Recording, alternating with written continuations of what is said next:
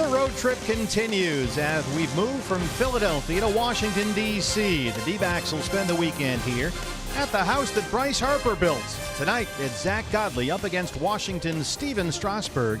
Join us for the D-backs and the Nationals on Fox Sports Arizona. Good afternoon from Nationals Park and welcome to the broadcast. Steve Berthiaume, Bob Renly along the way. The Nationals come in here not quite firing on all cylinders as of yet. They're 3 games under 500, but the D-backs hold the NL's best record at 17-7. And without Jake Lamb and Steven Souza Jr., it's been the supporting cast that's helped out. And Bob, that includes Jarrod Dyson, who bats second tonight for Torey Lovullo. Yeah, when Steven Souza Jr. went down at the end of spring training, we wondered how are we going to make up for those numbers out there in right field. Little did we know that Jarrod Dyson was going to hit 2 home runs in the 3 games in Philadelphia. Plays outstanding defense along with Chris Owings. They have handled that position very well in the absence of Steven Souza Jr. Absence is a good word that applies to the Nationals here. They have some key injuries. Murphy's out, Rendon is out, Eaton is out. So I guess the question is, why pitch to Bryce Harper? That's a real good question. I have the answer. Don't.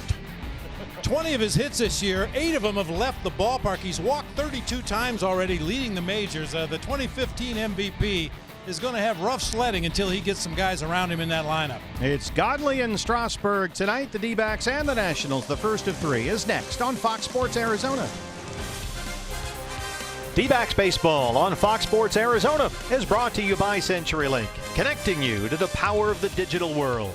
By Gila River Hotels and Casinos. The card by Gila River Casinos earns you rewards 10 times faster than ever before. Sign up for the card today.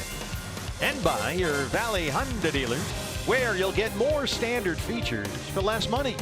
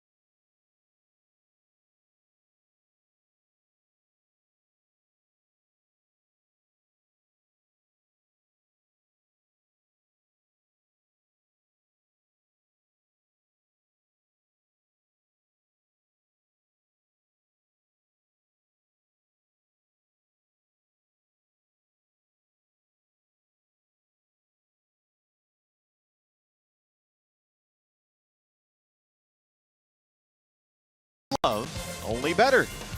And by Jack in the Box. This season, D-backs home runs score free jumbo jacks only at Jack in the Box. We're in the nation's capital. The D-backs arrive here, owners of the National League's best record at 17-7, matching the best start in club history. Cloudy but clearing here. It's a nice night, 63 degrees. Steve Berthiaume, Bob Renly, Todd Walsh along the way. Here's a look at the D-backs lineup tonight, brought to you by your Valley Chevy dealers.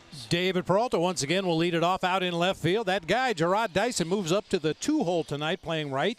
Paul Goldschmidt at first base. A.J. Pollock out in center field. Daniel Descalso will be over at the hot corner at third base. Ketel Marte moves down in the lineup, playing second base. Nick Ahmed at shortstop. Jeff Mathis doing the catching for right-hander Zach Godley. And it's a right-hander who's your Ram truck starter for Washington, Steven Strasburg. 2-2 in 5 starts, a 2.97 ERA. He is Washington's career leader in wins and strikeouts. Really good fastball in the mid to upper 90s. He's throwing a lot more four-seamers this year. He tried to incorporate a sinker, but that's really not a pitch he needs at this point of his career. Real good curveball, really good straight changeup. A look around the diamond at the Washington defense. That's brought to you by E.D. Marshall Jewelers. Hit it to left. Matt Adams playing left field tonight. Andrew Stevenson out in center field. Bryce Harper in right. It'll be Wilmer Defoe at third. Trey Turner at shortstop. Howie Kendrick at second base. Ryan Zimmerman over at first with Matt Wieters behind the plate for right-hander Steven Strasburg. Tony Randazzo has the balls and strikes. Nick Lentz is your first base ump. Bill Welke at second and the crew chief Mike Everett's at third. David Peralta.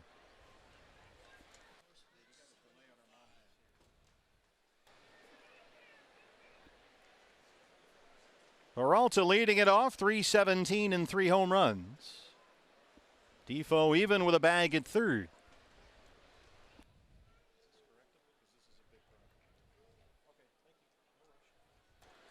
D-backs 8-4 on the road this year. They've opened 9-4 away from home, only once in their history. That was 18 years ago. That's out of play.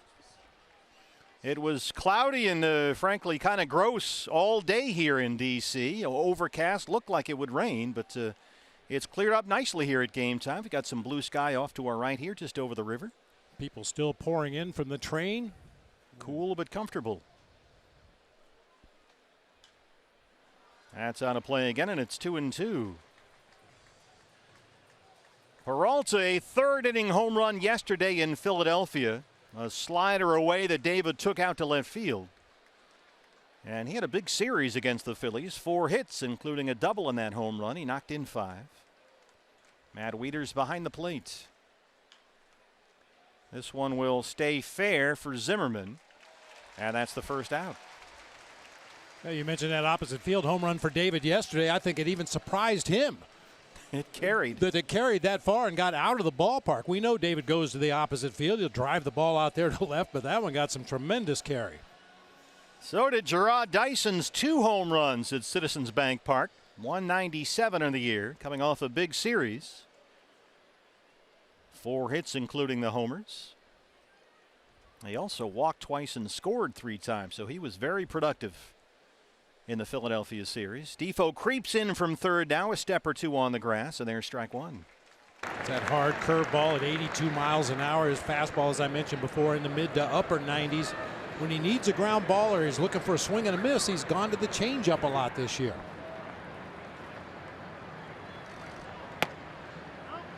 Missed away, 1-1. And much like Zach Greinke, it's a hard changeup. His fastball in the mid 90s, the changeup at 90. All depends on your perspective, I guess. When you throw 98 all the time, 90 is a speed differential. Adams is in left. That's where you want to hit it, as Bob pointed out. But Big City runs it down to the gap. Here comes Goldie. Yeah, he's a first baseman by trade. They want to get his bat in the lineup somehow, so he's out there in left field tonight. Got to run the bases aggressively on anything hit that direction. He played out there a little bit last year between the Cardinals and the Braves, but he is definitely a first baseman. Here's another one, Paul Goldschmidt. 279, he's got 4 home runs.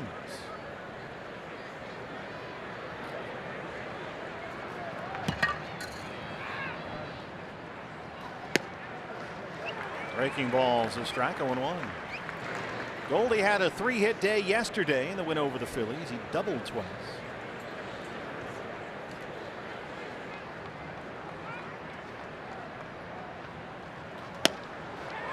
Got a fastball at 97 right down the middle. 0-2.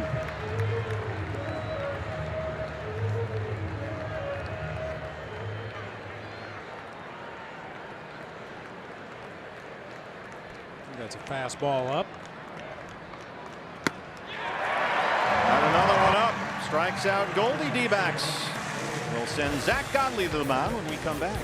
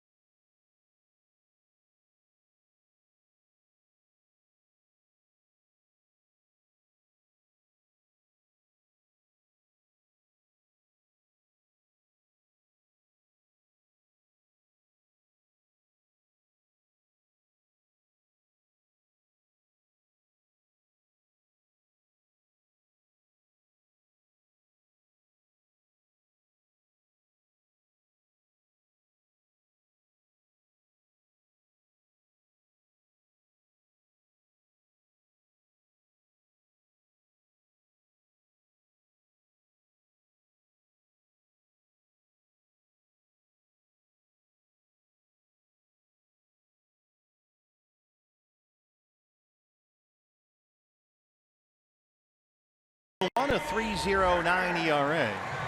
Coming off a win over the Padres in his previous start. That was last Saturday at Chase Field. Well, we know all about Zach Godley. I'm sure the Nationals are well aware of his propensity for throwing that curveball. That has been his go-to pitch when he's in trouble. Can throw it for strikes, can bounce it in the dirt. Hopefully he's got his great command tonight. Well, one key will be keep this guy off the bases. It's Trey Turner, who leads the majors with 10 steals. He'll lead it off for the Nationals.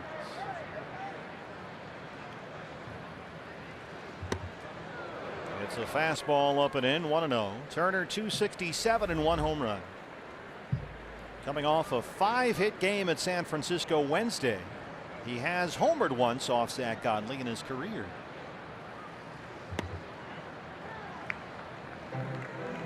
Turner's been a little more patient this year after walking only 30 times last season in 447 plate appearances. He's already drawn 15 walks this year. That's what the Nationals want. They want to see this guy on base.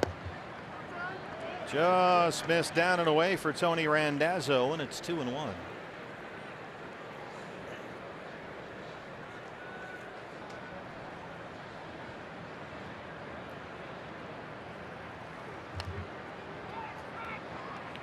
Let's take a look at the lineup for Dave Martinez's Washington Nationals. That's brought to you by your Valley Chevy dealers. Trey Turner, the shortstop, leading off, followed by Howie Kendrick at second base, Bryce Harper in right field, Ryan Zimmerman at first base, big Matt Adams out in left field, Matt Wieters doing the catching. Andrew Stevenson will be out in center field with Wilmer Defoe at third and Steven Strasburg on the mound. Good time for the D-backs to catch the Nationals. Right now they are without several of their top hitters. Howie Kendrick, the on-deck man here.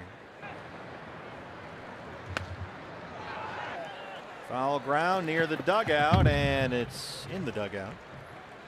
No Daniel Murphy, no Anthony Rendon, no Adam Eaton, all out with injuries right now. Although there's a chance we could see Rendon for the series finale on Sunday. And as a result, Washington missing all those guys, off to a disappointing start, 11-14. They've spotted the Mets 5 games in the National League East. Nick Ahmed at shortstop. They retire Turner, one away. Let's take a look around the diamond at the D-backs defense. E.D. Marshall Jewelers brings us that. A lot of room to roam out there in center field for A.J. Pollock here at this ballpark. He'll be flanked by David Peralta in left, Gerard Dyson in right. It'll be Descalso and Ahmed on the left side of the infield. Marte and Goldschmidt on the right side. Jeff Mathis will be doing the catching tonight for right-hander Zach Godley. Howie Kendrick, always a tough out against the D-backs. You mentioned missing some key parts of this lineup. Howie Kendrick leads the Nationals with his .286 average. How about that, huh? He's homered twice. And you're right, he has always been a thorn in the Diamondback side. That opposite field stroke. It's always in the right center field gap, it seems. Gets that one down and in, and Zach jumps ahead 0-2. Just about a .330 career hitter against the D-backs.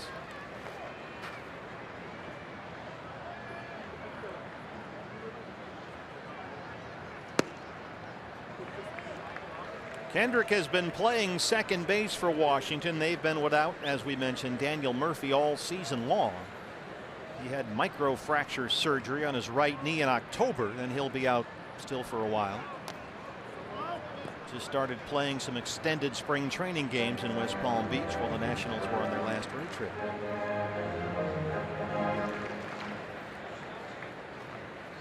Here's the rookie skipper, Dave Martinez, the longtime bench coach for Joe Madden, both in Tampa Bay and Chicago. His bench coach here is Chip Hale, former D-back skipper.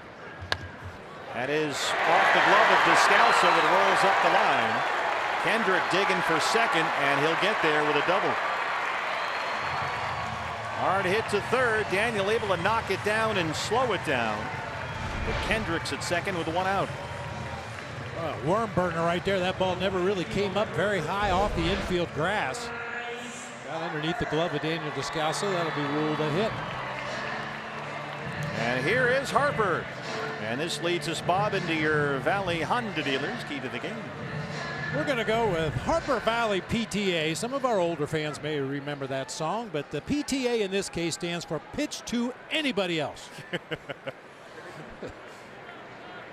Harper has literally walked twice as often as he struck out this year. He leads the majors in bases on balls, and by a wide margin at that. Hitting .260, tied for the league lead with 8 home runs.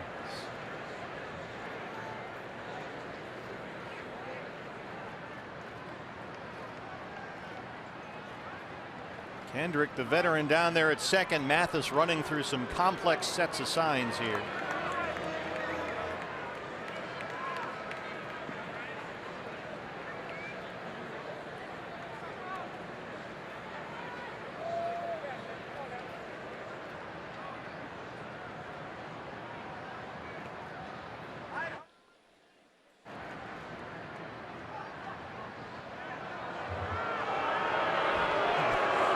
Gets a reaction from the other crowd. So he was trying to shorten up the lead out there at second base a little bit.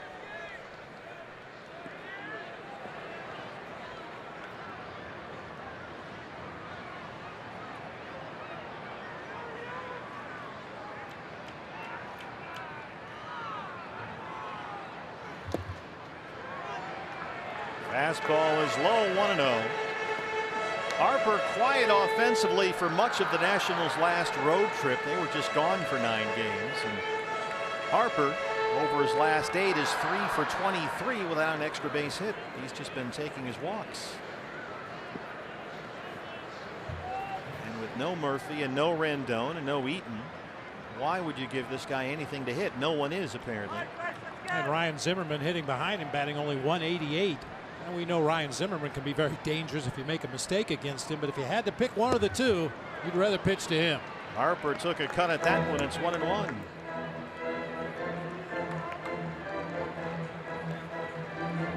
.27 career games against the D-backs. Harper has homered only twice, but he is a career .323 hitter versus Arizona. He's got Kendrick at second and 1 out.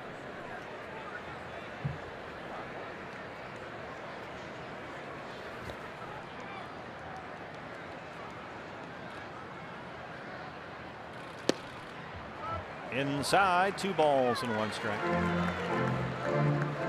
Kind of like these blue unis the Nats are rocking here. The stars and stripes on the logo on the front. Looks nice. Goes well with the white shoes. Yeah, he's got a nice clean sort of sailor look there, doesn't he? 2-1. Ooh, good location there, but he didn't get the call from Tony Randazzo. It's 3 balls and 1 strike with Zimmerman on deck. And Zimmerman starting to heat up lately.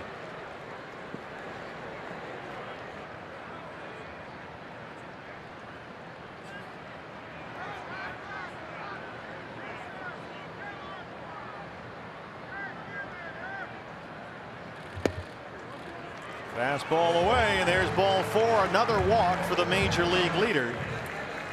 2 on and 1 out for Zimmerman.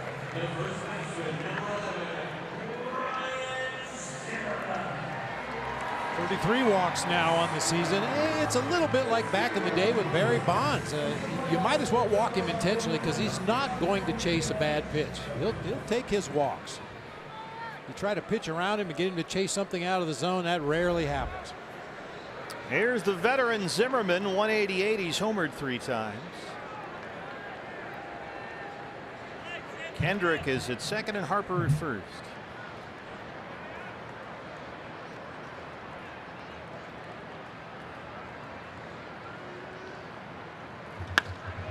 There's a fly ball headed for the right field corner. Dyson is over there drifting near the line, and the runners will move up.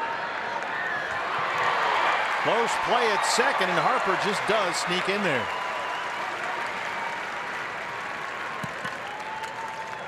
Strong throw from Gerard Dyson, unfortunately on the outfield side of the bag there. If that was on the base, I think they get Bryce Harper at second base. A little bit of a dangerous tag in advance on a ball in the right field corner.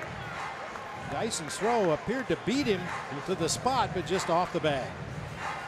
So second and third, 2 down, and here's Matt Adams.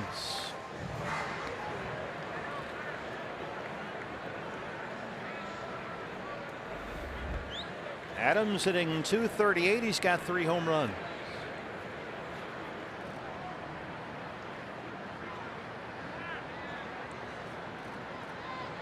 D-backs have 3 defenders on the right side of the infield. Descalso all by himself midway between second and third. Adams is coming off a 3-hit, 6 RBI day at San Francisco on Wednesday. He doubled and homered. That was the last game of the Nationals' 9-game trip. They were off yesterday.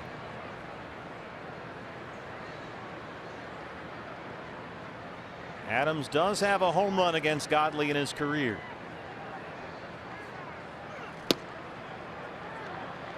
Zach gets the call, and it's even at a ball and a strike.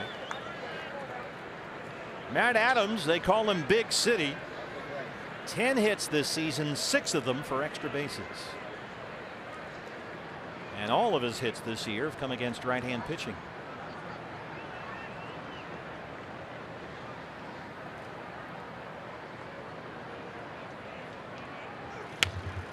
Fouled away, and it's 1-2. Well, Matt Adams has always been a big dude, but he looks like he's lost some weight. I was thinking the same thing myself. We mentioned a home run off Godley. This was last year in Atlanta. That was a rough day for Zach. He had a lot of family and friends in from South Carolina, Tennessee, and the Braves knocked him around a little bit in their new ballpark. That was following Adams' trade in May from the Cardinals to Atlanta. Here's the 1-2 pitch. In the dirt. Nice job by Jeff Mathis. Just saved a run right there. Spiked curveball way out in front of home plate. Just find a way to get a body part in front of this one.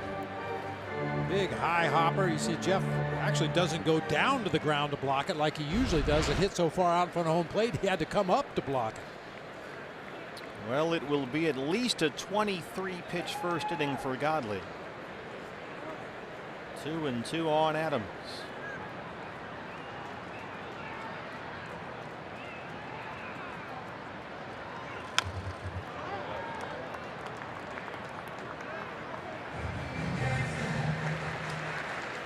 Godley, as we've seen through his first 4 starts this year, relying heavily on that curveball.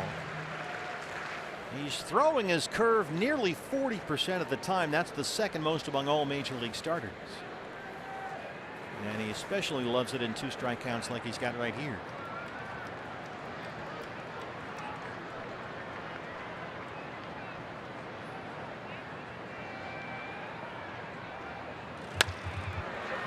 A little tapper, Ketel Marte from the edge of the outfield grass, and Zach Godley sprints away, having stranded 2. Still no score as we head to the second in DC.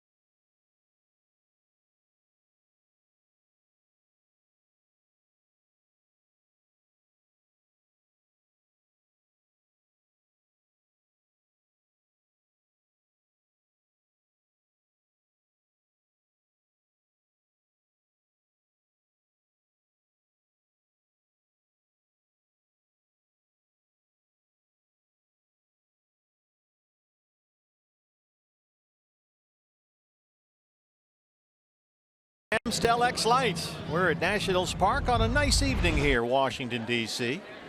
The D-backs and the Nats, the first of 3 a weekend set. And A.J. Pollock leads off the second inning against Washington's Steven Strasburg. A.J. leading the D-backs in homers and RBIs, hitting .264.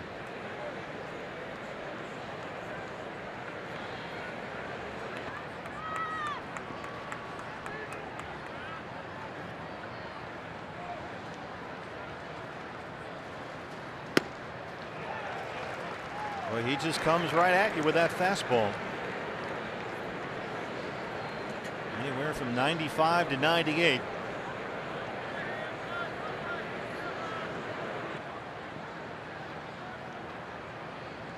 And then he'll back it up with that curveball and changeup combo. Occasionally you'll see a slider from Strasburg. 96 away, and it's 0-2. And you'll notice Strasburg, like a lot of pitchers, has pretty much eliminated the windup. Guys that had issues with their mechanics out there on the mound, trying to get all their body parts in the right place to execute pitches and find that good release point. And many guys like Steven Strasburg just eliminate the windup, pitch out of the stretch. This is driven deep to center. Stevenson backing up at the track, at the wall, and it's gone. A.J. Pollock, number 6, 1-0 D-backs.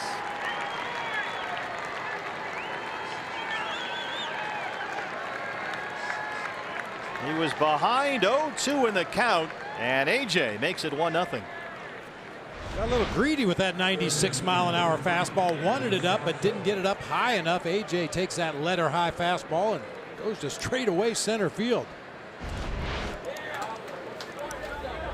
Set him up well on those first 2 96-mile-an-hour fastballs. You got to look at it. It turns into a jumbo jack. Free jumbo jack tomorrow. A Jack in the Box with the purchase of a large drink.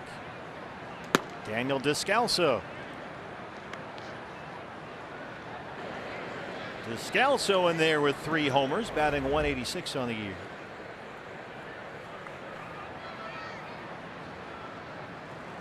That's one thing about Strasburg, is he doesn't walk a lot of guys. He's around the plate far more often than not, but he has this year given up some home runs. That's number 7 in his 6th start.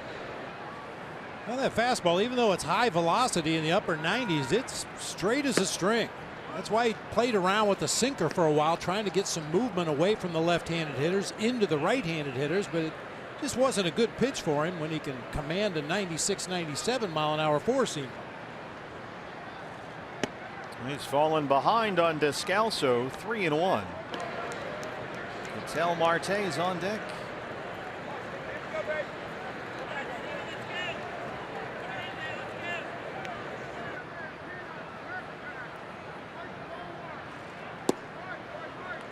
Missed at 96. A home run and a walk open up the D-back second. That's always a good plan of attack against a premier starting pitcher. Run up that pitch count. Make it a tough decision for the manager whether to send him back out for another inning or not. Ketel Marte back in the lineup today. 232 with a homer. He had his scheduled off day yesterday in Philadelphia.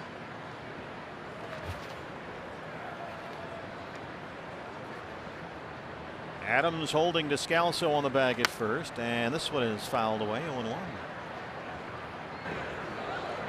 Ketel had 3 hits in the Phillies series. And he's dropped down in the batting order while Jarrod Dyson has moved up. Ketel has sort of developed some mechanical inconsistencies lately, so they're working on that, and he gets a breather from the 2-hole in the lineup here. Batting 6th tonight.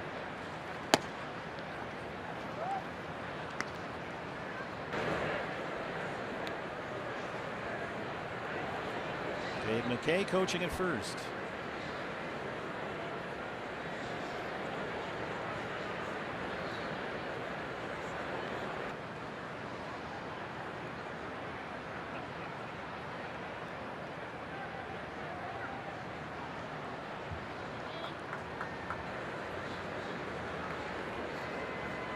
It's a design play. You can see the sign from Wieters, just kind of flapped his hand out there, step off the back of the rubber, come to a set position and step off quickly.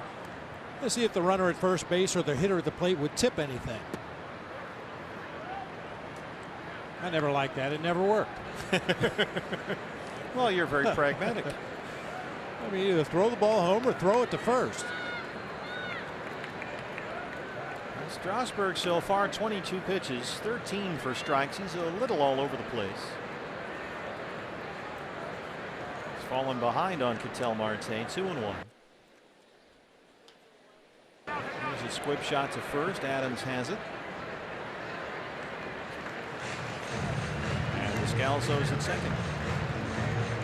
Well, as good as a sacrifice bunt, certainly not what Ketel Marte had in mind, but he does move Daniel Descalso into scoring position for Nick Ahmed.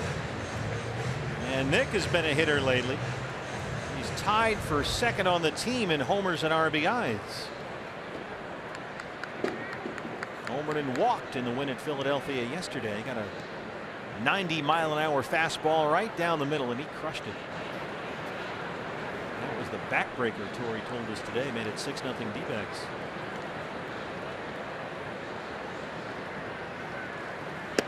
This is the kind of swing, Bob, that we've seen really from Nick all year long. Yeah, designed to do some damage. Lifts that ball high in the air to left field. Long home run for Nick right there. Yeah, even though the batting average is down, talked about it a little bit with Todd before the ball game. The timely hits, getting big hits with runners on base.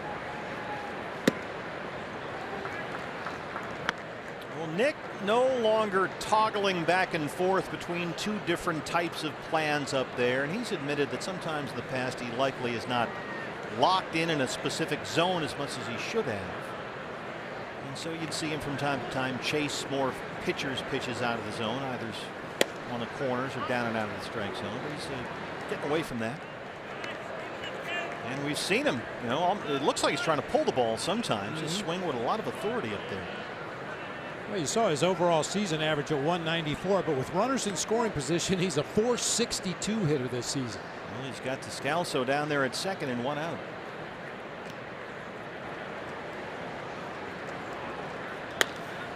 That is over the head of Kendrick at second. It rolls into right center. Here comes Descalso. It's an RBI for Ahmed and a 2-0 D-backs lead. You were just saying about Nick with runners in scoring position. Yeah, and with that base hit, he now moves to an even 500 with runners in scoring position. Little cue shot right off the end of the bat. But you put the ball in play, good things tend to happen. D-backs take a 2-0 lead.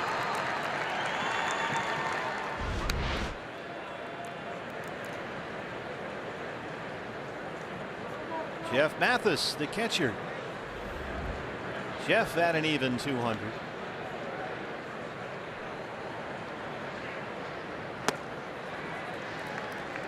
Looking down the list of D-backs hitters and how they've done in the past against Steven Strasburg, and Jeff is near the top of the list, 3 for 9 in his career against Strasburg. That's something to brag about.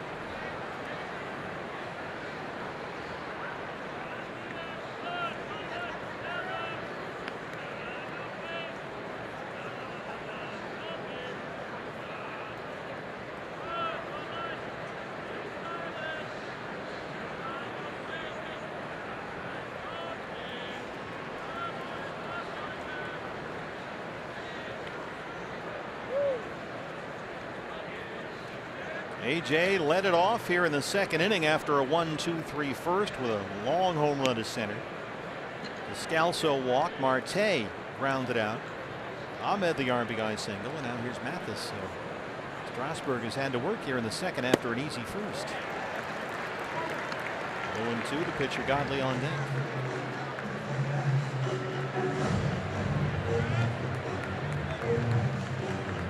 Jeff singled in his only appearance against the Phillies in that last series.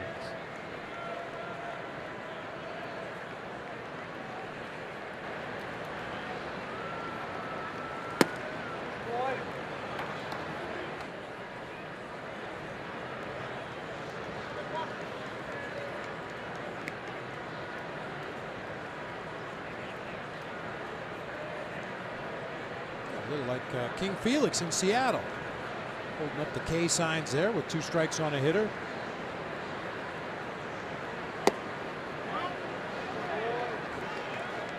Well, he's got his share of strikeouts. The Washington franchise leader in strikeouts and wins.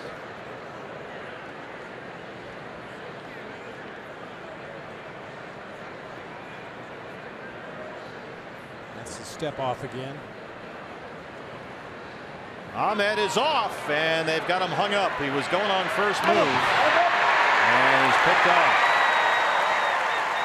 Nick started creeping towards second, then broke into a run, and Strasburg simply stepped off.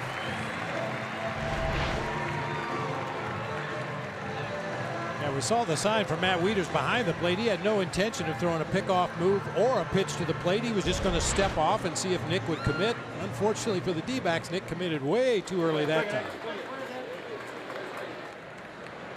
So base is empty, 2 down, 2-2 on Jeff Mathis.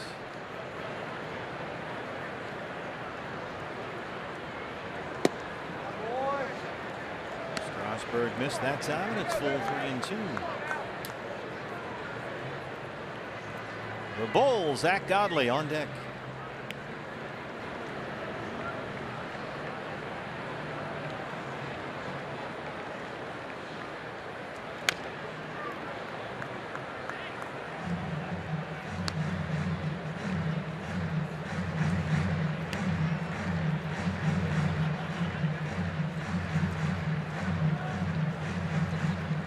Beautiful night here in the nation's capital, huh? The sun's just about to go down. Really cleared up nicely. Well, Strasburg gets out of that second inning, his second strikeout, but the D-backs get 2. They take the early lead.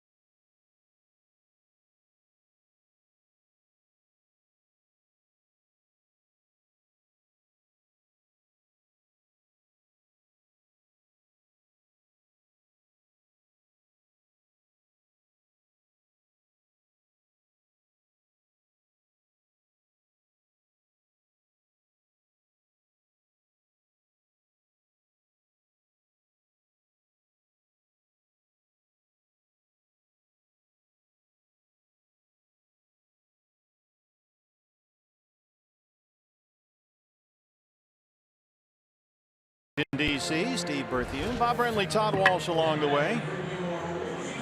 It's our Lowe's whole team together. National League team ERA leaders, and the D-backs. Not only are we #1, we're the only team under 3. How about that? I mean, we knew the D-backs pitching had been impressive this year, but when you really get in there and look at the numbers, it's even more impressive what they've done up to this point. Matt Wieters, the Nationals catcher, leads off the second. AJ, where do you want me? Okay, over here, more toward right center. Got it? Thanks. D-backs put 3 infielders on the right-hand side against Wieters, the switch-hitting catcher. 194 and 2 homers. Descalso will move from third and stand in the second base spot. Ahmed stays at shortstop. And that's right where Wieters hits it. He scoops it the other way. Over the head of Ahmed, a leadoff single away from the shift.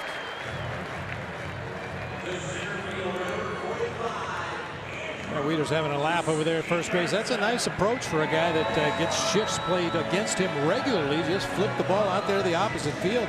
Could possibly pull opposing teams out of that pull shift.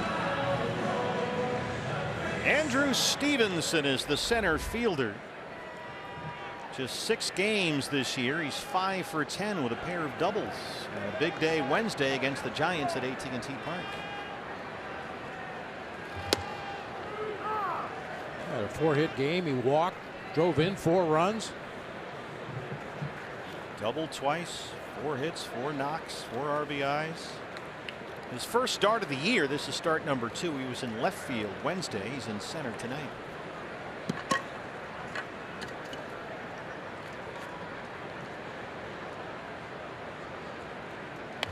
Trying to bunt his way on.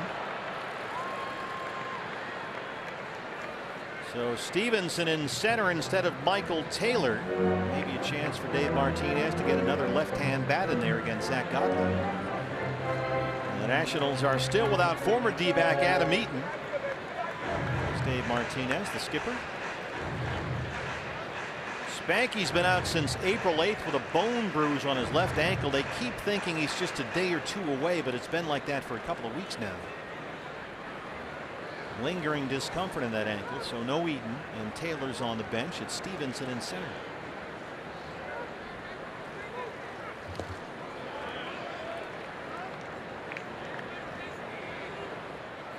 Well, even though that bunt went foul, information to be gathered right there. Stevenson was scooting down that first baseline. He can run a little bit. Yeah, he can. He's got almost no power at all.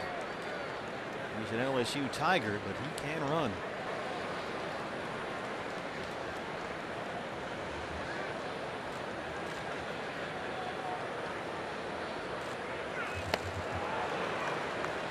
Got the breaker, and Godley gets his first strikeout. Good curveball. Starts held high, middle of the plate, ends up in the dirt behind the plate. Sharp, late breaking knuckle curve. Third baseman tonight is the switch hitting Wilmer Defoe.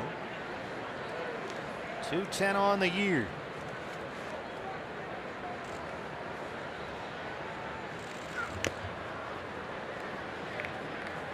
Defoe playing third while they're without Anthony Rendon. Rendon fouled the ball off his left big toe. He's on the DL. We might see him Sunday. And Defoe, who seems best served as a middle infield utility guy, is kind of a downgrade, certainly both in the field and at the plate, from Rendon. But the Nationals are in that position now with all these guys hurt. They're having to make do. Yeah, Defoe's role normally would be super utility guy, play a little third, little second, little short, maybe in the outfield if needed. Pulls that one way foul, and it's 0-2.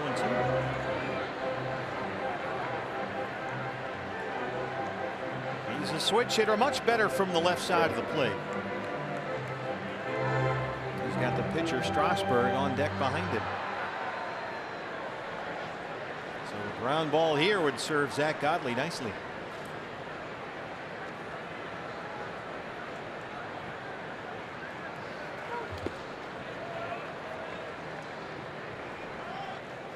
Well, another good block. I mention it all the time with the runner at third base. You block that pitch in the dirt, it saves a run. But you block a pitch in the dirt with the runner at first, it saves that 90 feet, keeps him out of scoring position.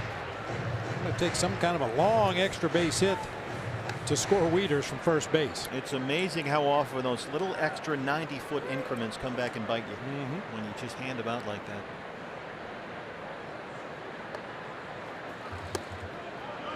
Just below the knees, it's 2-2 on Defoe.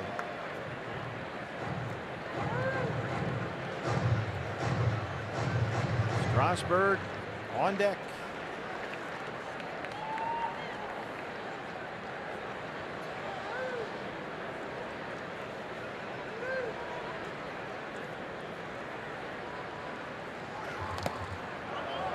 Just got a piece to stay alive. Zach Godley faced Washington only once last season. That was July 21st. He struck out 10 Nationals in 5 2/3 at Chase Field, but did not get a decision in a 6-5 D-backs win. His only career start here at Nationals Park was only his third ever start in the majors.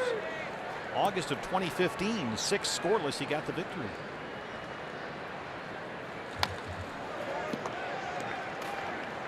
And then he picked up another win here late in 2016 with 3 scoreless innings in relief. So he's got a good track record against these guys.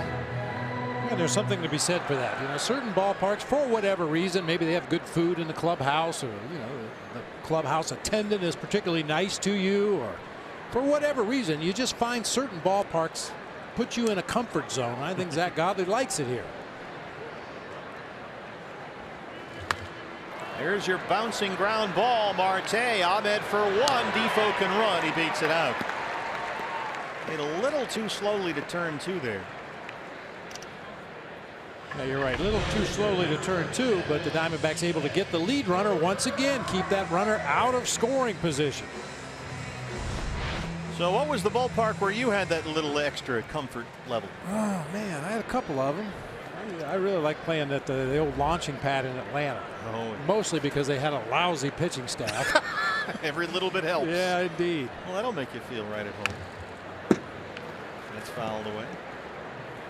It changed rather quickly. I had good days and bad days, and that changed my feeling about that particular ballpark or city. Most of them I don't like at all.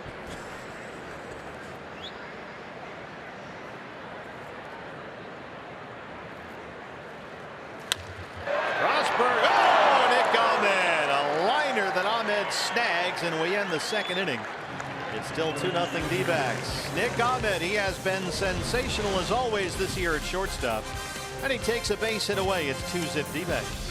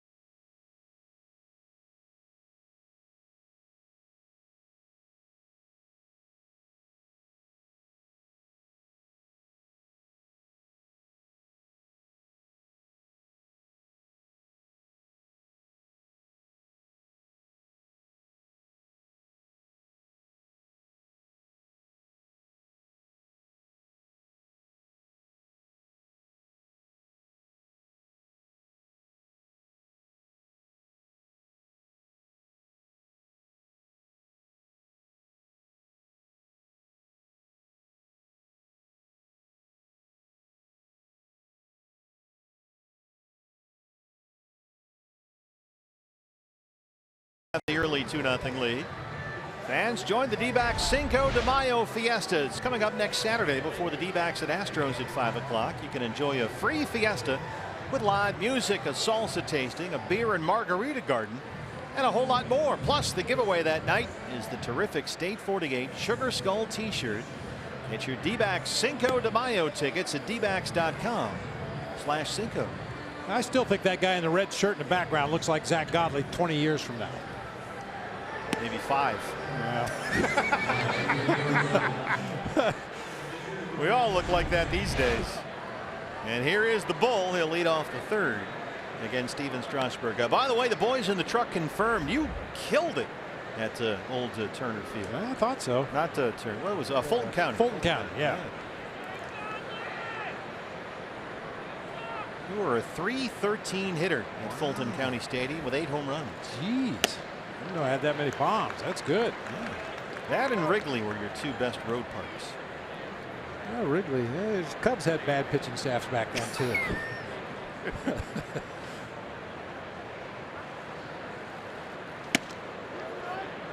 Spins him around a bit. It's 1-1. A.J. Pollock led off the second with a home run. Nick Ahmed had an RBI single later in the inning. It's 2-0 D-backs. Strasburg really had to work in that second inning after a nice easy 1-2-3 first.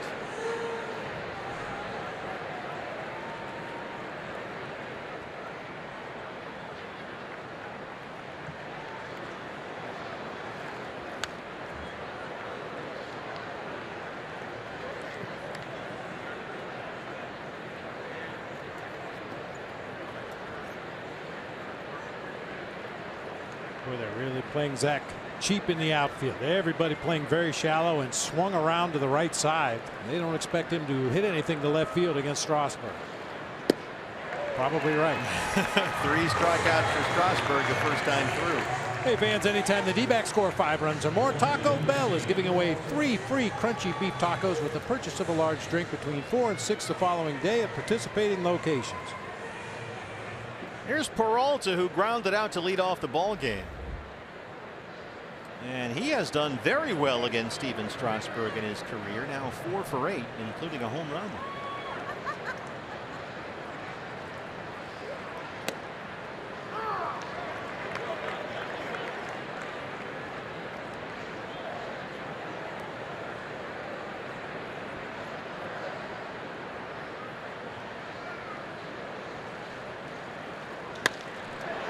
Center field, Stevenson coming in, and he lays out and makes a diving grab. Andrew Stevenson in center takes a base hit away from Peralta. Yeah, really nice diving play coming straight in, and if he does not make this play, it's a possible inside the Parker. Goes way out to a point out there in straightaway center field, and if that ball gets behind Stevenson, Matt Adams had a long run to back that one up. Nice play. And Matt Adams and long run are 2 phrases that rarely go well together. Terrific catch by Stevenson. Bases empty, 2 down for Dyson, who's down 0-1. He flied out his first time out.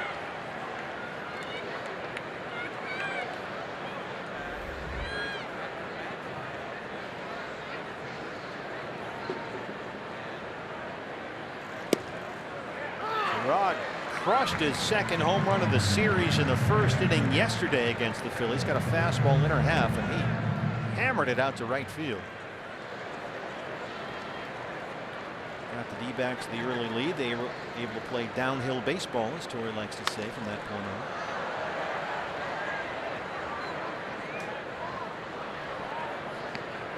Did you bring your glove, partner?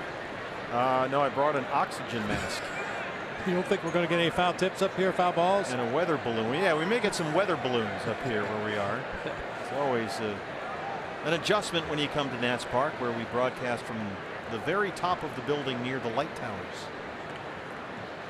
I don't know how Bob and FP do it, but they survive up here 81 times a year. We can do it 3. Well, Bobby was in here before the ball game. He said they even have to take a day or 2 to adjust when coming back off a road trip. You forget we are. We're way up here. Yeah, it's down there a little bit. High above courtside, in the words of the late great Johnny Most. This is lifted out to right center field. Stevenson drifting over there. And Strasburg works a 1-2-3 third. D-backs lead the Nationals 2-0.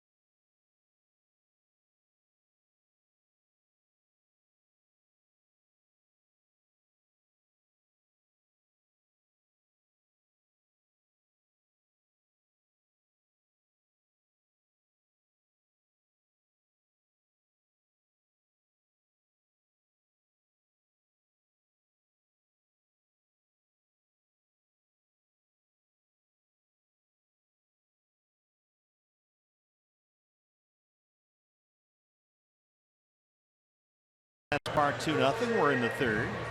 A reminder, fans, you can stream live D-backs games on any of your mobile devices with Fox Sports Go. It's presented locally by your Valley Honda dealers. Download the free app and take Fox Sports Arizona and the D-backs with you wherever you go. Trey Turner leads off the home half of the third against Zach Godley. Turner grounded out his first time up. He's 0 for 1.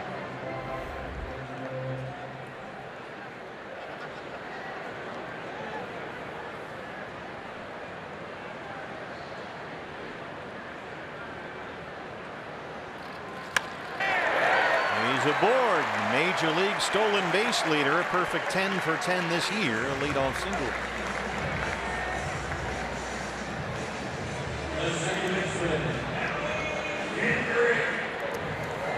Talking to some Nats people today, Turner, with all that speed and all that stolen base ability, will take a while in the count before he makes his break. Now Taylor's right behind him. Taylor's a guy that likes to try and steal early in the count. Turner will often wait a couple of pitches at least. So we'll see how he plays it here with Howie Kendrick, the hitter.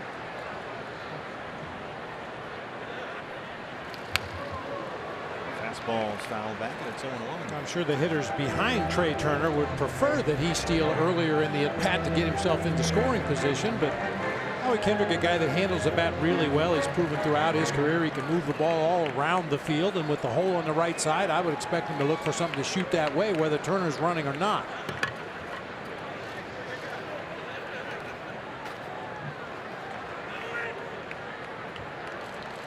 Holds again, and again Kendrick fouls off the fastball, and it's 0-2.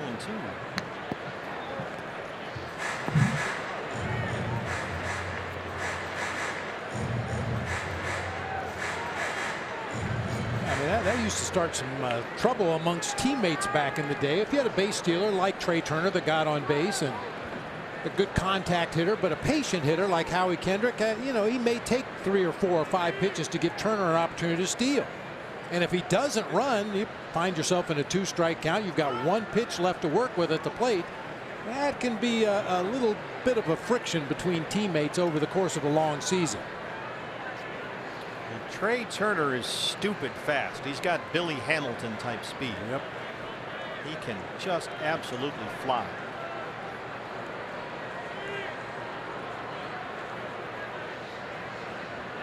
He holds again. Kendrick sends it deep left center field. AJ at the wall. And we are tied. Howie Kendrick does it again against the D-backs. That's his third. And it's 2-2. Doesn't matter what uniform he's wearing, he always seems to be a problem.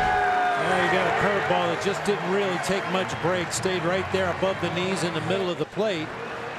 He barrels it up to left center field. And quite possibly Zach a little bit overly concerned with the runner at first, trying to unload quickly to home plate and didn't throw his best knuckle curve that time.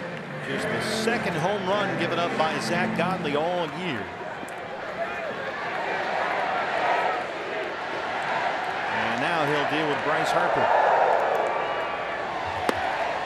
Harper walked his first time up.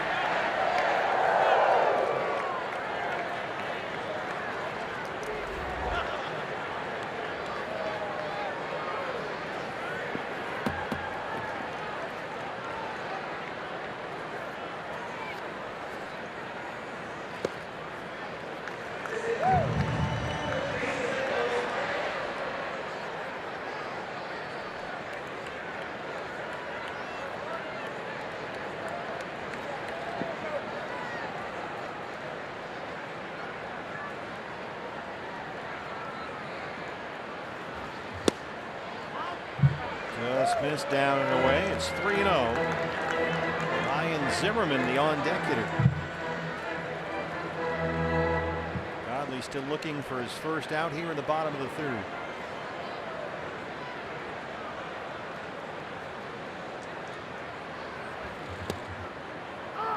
Fastball at the knees is there. Now, with a 3-1 count, Ahmed, the shortstop, who'd been on the first base side of second, will go back to just about where he would normally be. No, I was going to move again. Yeah. Back and forth like a pendulum down there. Another walk for the major league leader. So a single, a home run, a base on balls open up the Nationals third. Here's Zimmerman, who flied out his first time up. Yeah, we've talked about pitching around or just walking Bryce Harper, but you got to get the rest of the guys out too. That's it's all good in theory, pitching around Harper, putting him on base if his bat can either tie or give the Nationals a lead, but still got to make good pitches to everybody else in the lineup.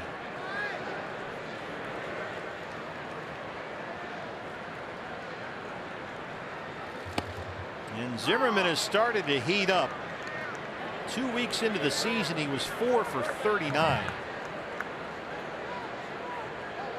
Off to a very slow start, but he hit .290 on the Nationals' last road trip. They went to New York against the Mets, then they were at Dodger Stadium, and they finished up in San Francisco, so it was quite a long trip they had yesterday off. And tonight they open up a 10-game homestand.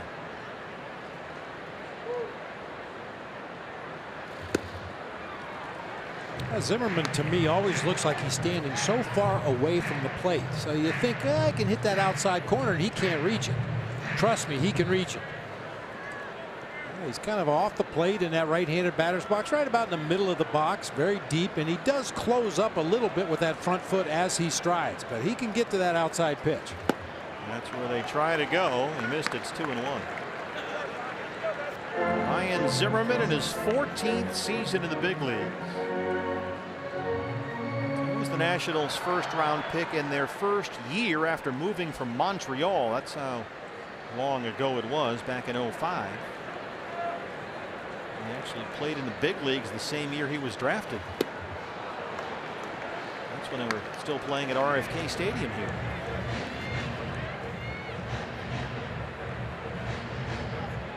Is Expo de Montreal.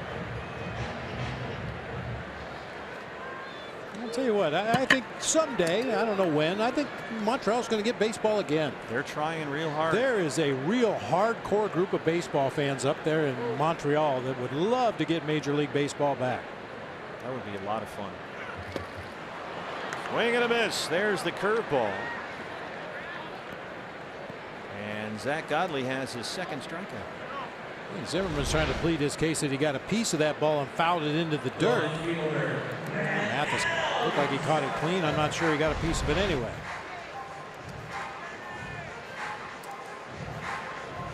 Well, there are a couple of franchises that come pretty quickly to mind that are having stadium issues. So we'll see what happens. Matt Adams grounded out to end the first.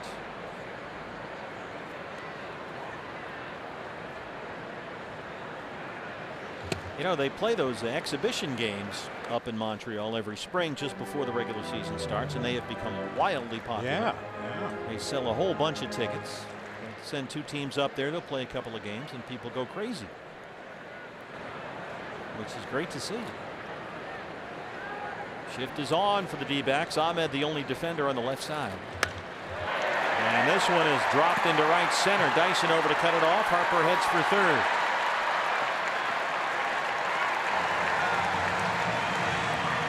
Third hit in this inning for the Nationals against Zach Godley. That looks like a changeup that was just kind of fluttering out there on the outside part of the plate. Adams sounded like he hit it off the end of the bat a little bit.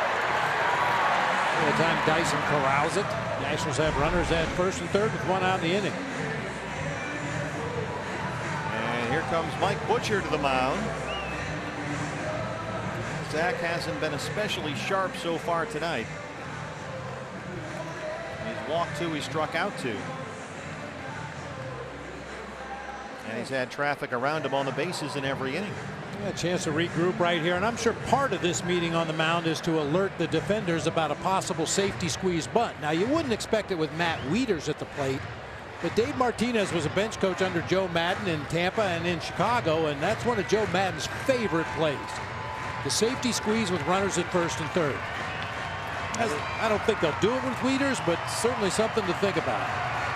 That was a Joe Madden trademark for sure. One of the reasons. There's Chip Hale, former D-back skipper, the bench coach on the far right there.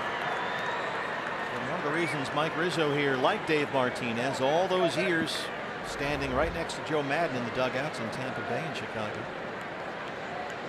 So 2 runs are in, first and third, 1 out. Here's Wieters, who singled his first time up. Shift is on.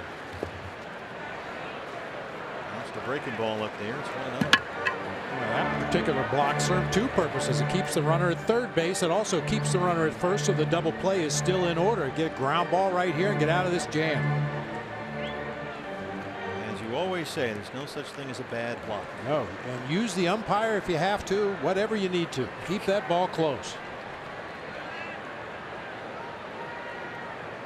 Descalso midway between second and third. This one is hit to Goldie. They'll go to second, and they need to turn 2, and they got it. Harper crossed the plate, but they're able to get the double play. Dave Martinez wants to have a look.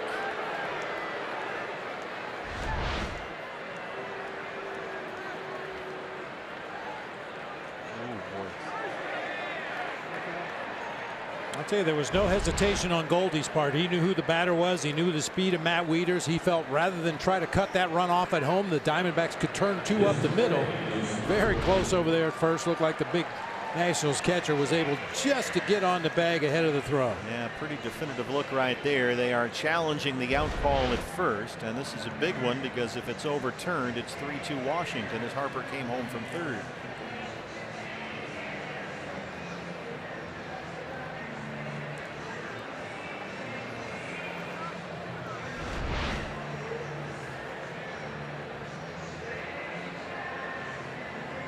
As we point out all the time, it's when the ball hits in the back of the first baseman's glove. And it was pretty apparent that Wieters got his foot on the bag before the ball was in the back of the mitt. Well, they've shown the replay on the video board here. And most of the fans agree. Safe at first. So the Nationals win the challenge. The out call's overturned, and they take a 3-2 lead. Rather than an inning-ending double play, Matt Wieters will be credited with an RBI fielder's choice. 3-6 on the put out of Adams at second.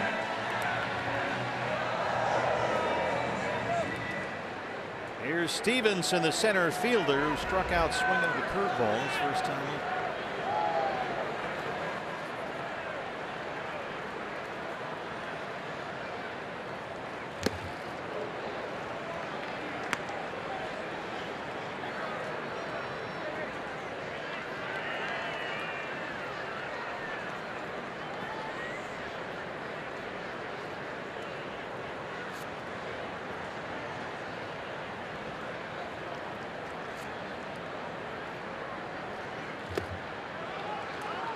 Stevenson was a National second-round pick in the 2015 draft out of LSU.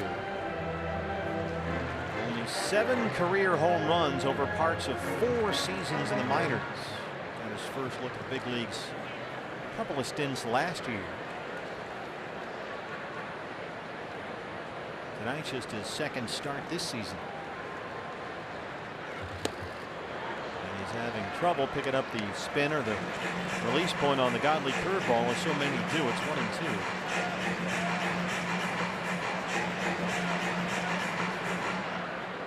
Zach already over 60 pitches here, trying to get through this third.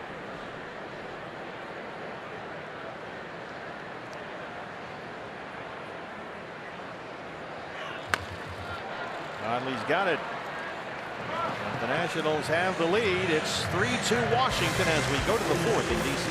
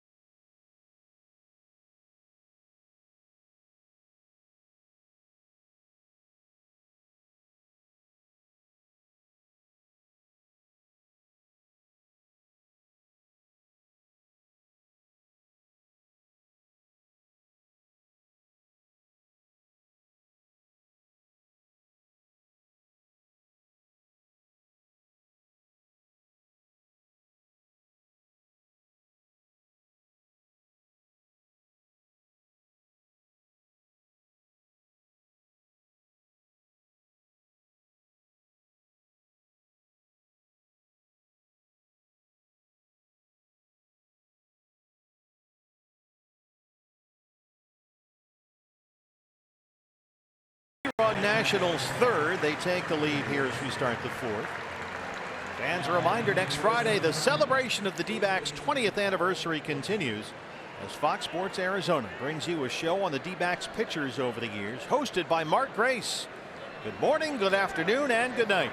It debuts next Friday, 5:30 and 10:30, right here on Fox Sports Arizona. Paul Goldschmidt leads off the fourth against Steven Strasburg.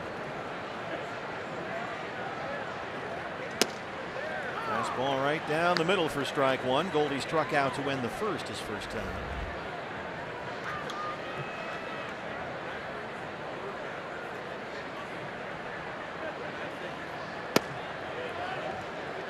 Goldie has now faced Strasburg 17 times in his career, and he's only struck out twice. 5 for 17 against him, a couple of doubles.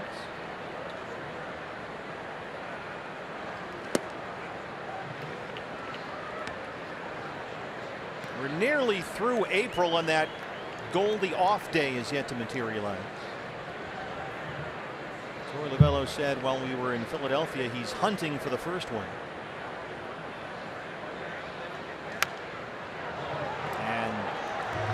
Gio Gonzalez is Sunday starter for the Nationals. Goldie is 9 for 14 in his career against Gio, so Sunday may be unlikely. We'll see about tomorrow. Always challenging looking for that Goldie off day. Now, Torey did not initially know Goldie's numbers against Gio Gonzalez. He says, yeah, I think he's like 9 for 7. Yeah, it's pretty good. He just knew that Goldie had some outstanding numbers against the left-hander on Sunday, so I think a lot of it depends on what happens here tonight, whether Goldie gets tomorrow off or not. Steal the first game of a 3-game series, you feel a little better about giving your first baseman a day off, so he's ready to go on Sunday.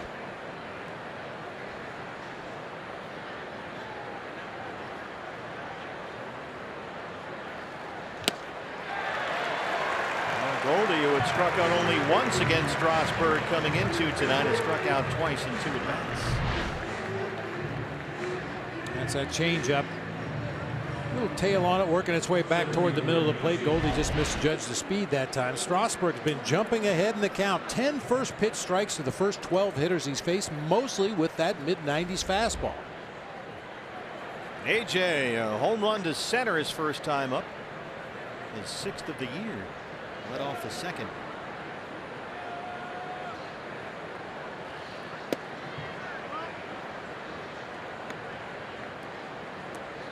You mentioned stealing that first win of the series. That's a big reason why the D-backs have won their first 8 series to start the year. They've so often won that first game, and you kind of feel like you're playing house money. And you have 2 chances to win the series. AJ 2 for 2. He knocks that into left field.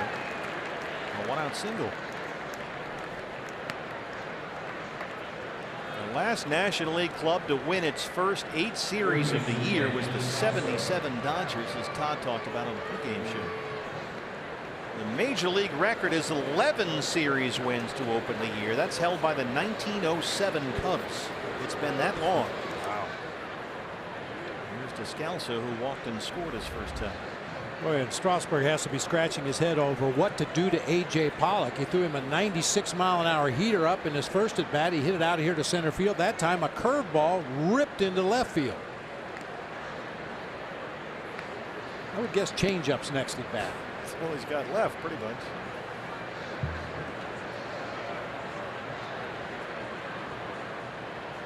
A.J. 6 for 7 on the year in his stolen base attempts.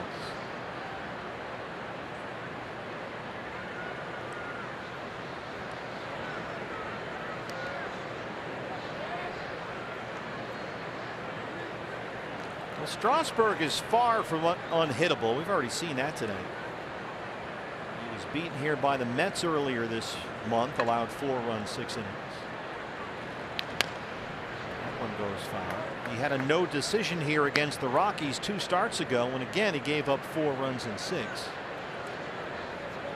And he has been, as we've already seen, giving up the occasional home run this year. 7 homers allowed through his first 6 starts, including tonight. But he's always got that eye-popping fastball, 95 to 98 miles an hour, whenever he wants it.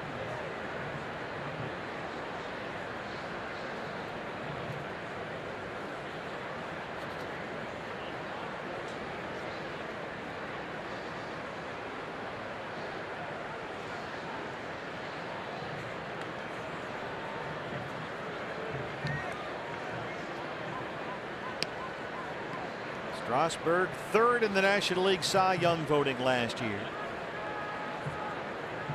Coming off back-to-back 15-4 seasons in Washington.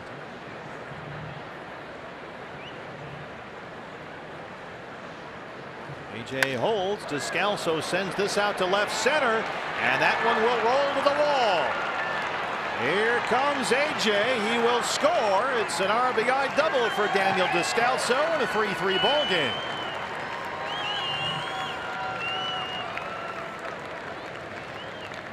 There's so many teams in the major leagues think they can hide a guy in the outfield.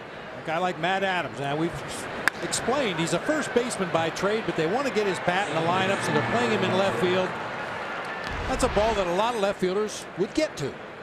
If not in the air, at least on a hop and hold that runner at third base. But Matt Adams slow getting to the gap. It rolls all the way to the wall. The third double of the season for Daniel Descalso.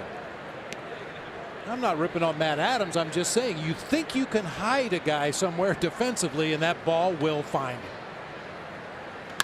Ketel Marte, that one right to Turner at shortstop, and Descalso moves into third. And Matt Wieters is glad that Ketel Marte made contact right there. I think that might have been a cross-up between Strasburg and Wieters. Watch the way the catcher reacts.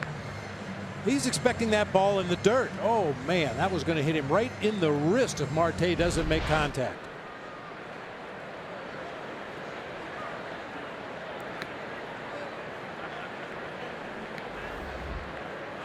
D-backs now with 4 hits. Here's Ahmed, who had an RBI single in the second. Well, if you weren't with us for his first at bat of the game, Nick Ahmed is hitting a cool .500 with runners in scoring position this year. It worked the first time you tried it. Oh, do it every at bat.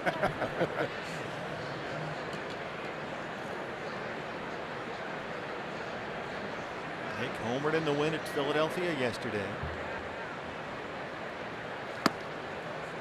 96 in on the hands. Careful there. It's 2-0. Yeah, almost walked into that one.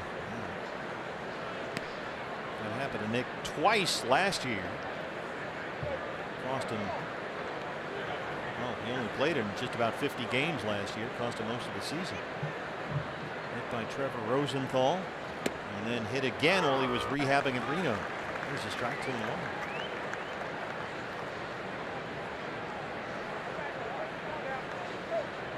Strasburg at 60 pitches, 39 for strikes.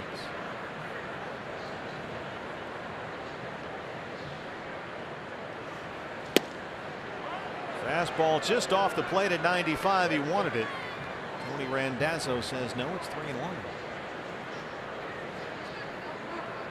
Mathis, who struck out to end the second, is on deck. Strasburg so far has walked 1. He struck out 4.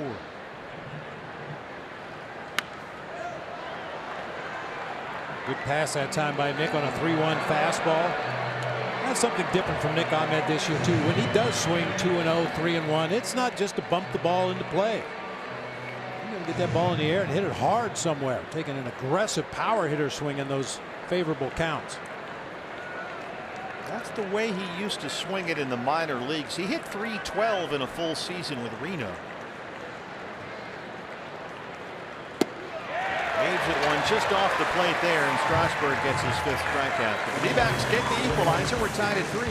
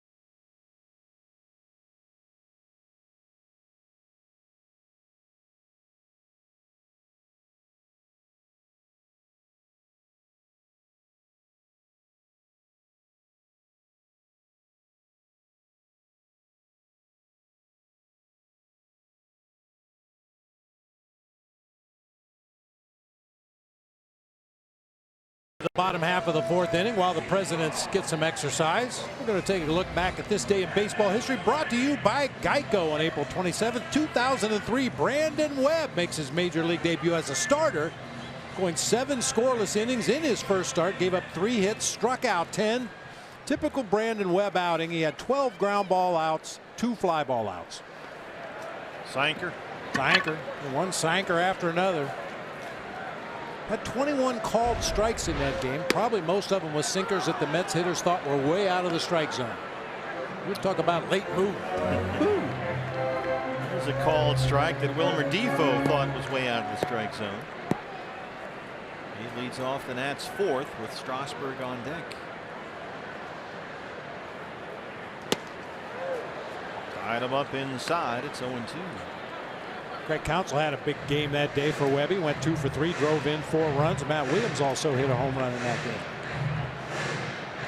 And Williams, former national skipper. Webby, on the other hand, was 0 for 1. Show that swing again. Goldie at first. He's got it. America's first baseman, Paul Goldschmidt, takes extra bases away from Wilmer Defoe.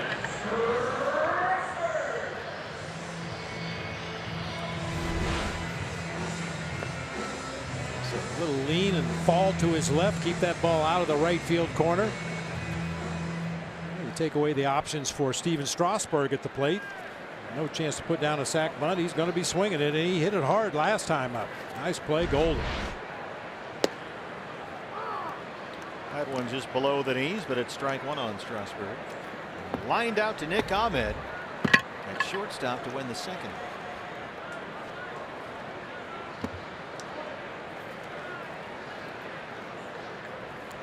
What do you think about plays like that and how the D-backs always emphasize run prevention in addition to run production? Goldie doesn't make that play. You got Defoe probably on second base, at least on first. You got Strasburg up, he bunts him over. Then you're dealing with Trey Turner and Howie Kendrick and Bryce Harper, and the whole construction of the inning completely changed. Yeah, Torrey talks about that all the time for the Diamondbacks offensively, building innings. If you don't allow that first guy to get on base, it's pretty tough to build a good inning. Well, Strasburg gets into one here, and it's over the head of Dyson and right. Steven Strasburg will settle for a long single off the wall.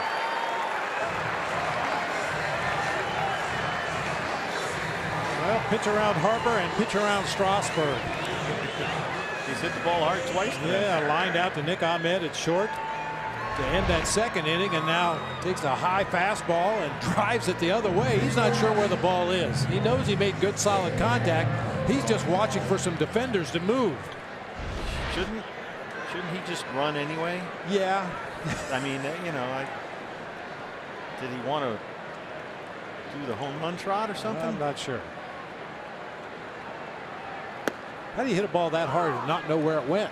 Or at least just run until they tell you where it is.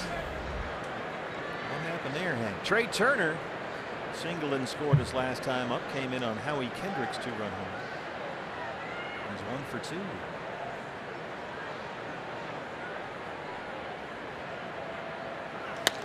Off the mound and into center.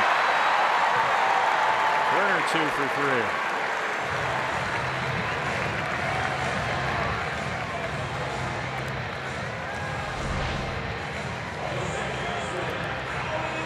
Right up the ramp into center field. Nick was cheating over in the hole between third and short just a little bit to cut down on his range up the middle. Well, here's the guy who's always a problem, Howie Kendrick. He has doubled and homered tonight. 2 on and 1 out in a 3-3 ball game.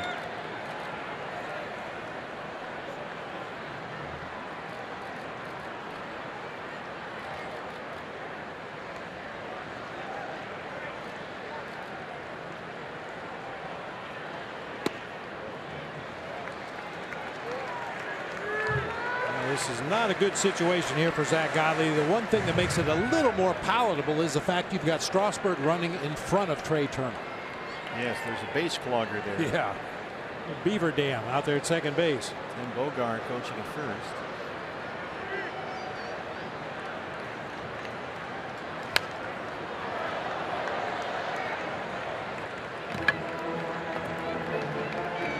Trey Turner's a threat to score from first base on just about any extra base hit. Steven Strasburg, there's no guarantee he can score from second base on an extra base hit. Godley, by my count, has 5 ground ball outs so far. Looking for that ground ball right here. He only had 6 in his last start against the Padres. That was a little unusual. How about that block by Mathis? I say it all the time. You just don't anticipate the fastball in the dirt, but that's what Zach Godley does. He spikes that one about 5 or 6 feet out in front of home plate. You just try to goalie up as best you can. Try to keep it close. Nice job again by Jeff Mathis.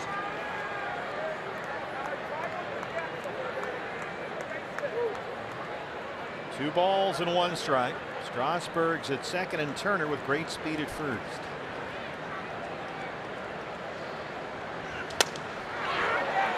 A little flare trying to get down. Marte can't run it down. Everybody had to hold up, and the bases are loaded.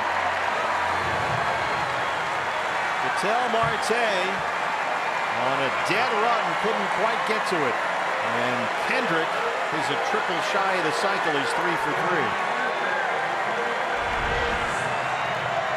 Marte gives it a good effort right there. You kind of just wish he'd have let this ball go once he couldn't get to it cleanly. Dyson might have had a shot to force one of the lead runners somewhere at second or third base, but Marte got just enough of it to knock it away from Dyson momentarily. All the runners advance. And now you've got the doomsday scenario that requires a Mike Butcher mound visit. Bases loaded for Bryce Harper, and now you've got to throw him something. Harper's already walked twice. He's scored a run tonight.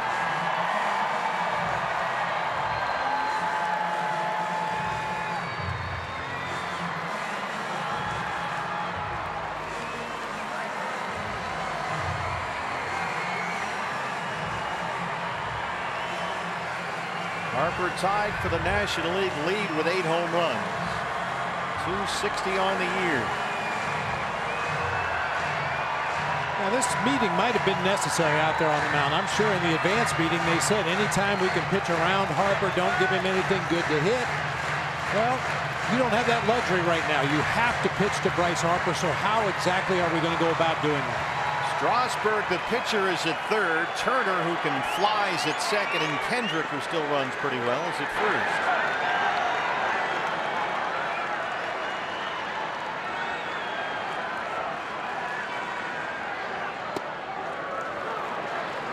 Breaking ball starts him off, and it's 0-1. Now, this is a situation where you don't worry about 6 mound visits. Get out there and everybody get on the same page. This guy can make it a whole new ball game with 1 swing right here.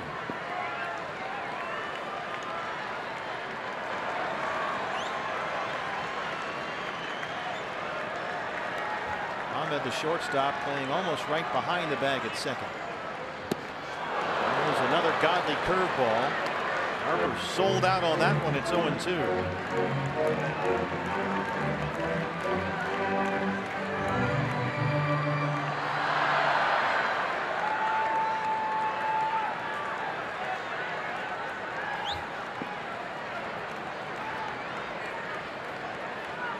Nationwide Vision Center's eye on the game. Bases loaded, 1 out. 0-2 on Bryce Harper.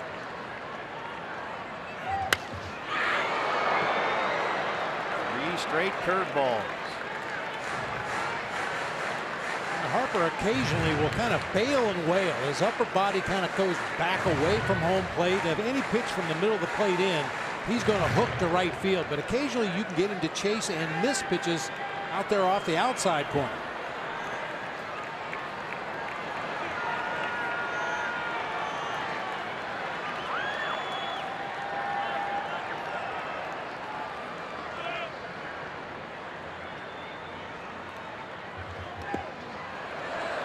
Four consecutive curveballs. Let's take a look at, see if there is anywhere to pitch Bryce Harper. Right there. Down in, down away. I mean, he's a T-zone hitter. Loves that ball up. Loves the ball in the middle of the plate. Who doesn't? If you're going to try and get it in like that, you better get it in and not miss middle.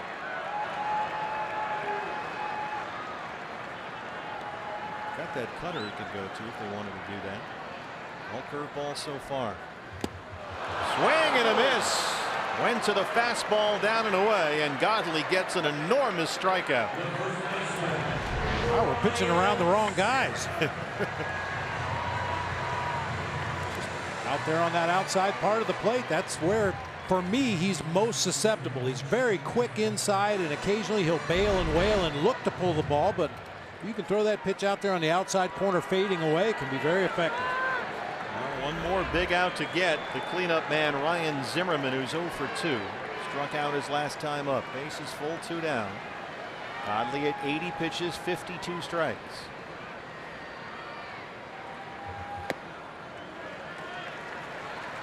Another curveball, and it's 1-0.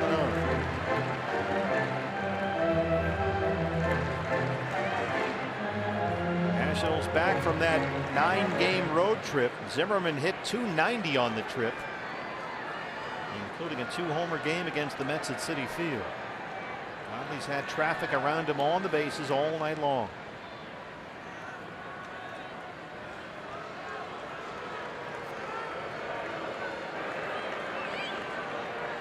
Nationals already with 8 hits. Godley has walked 2. He struck out 3.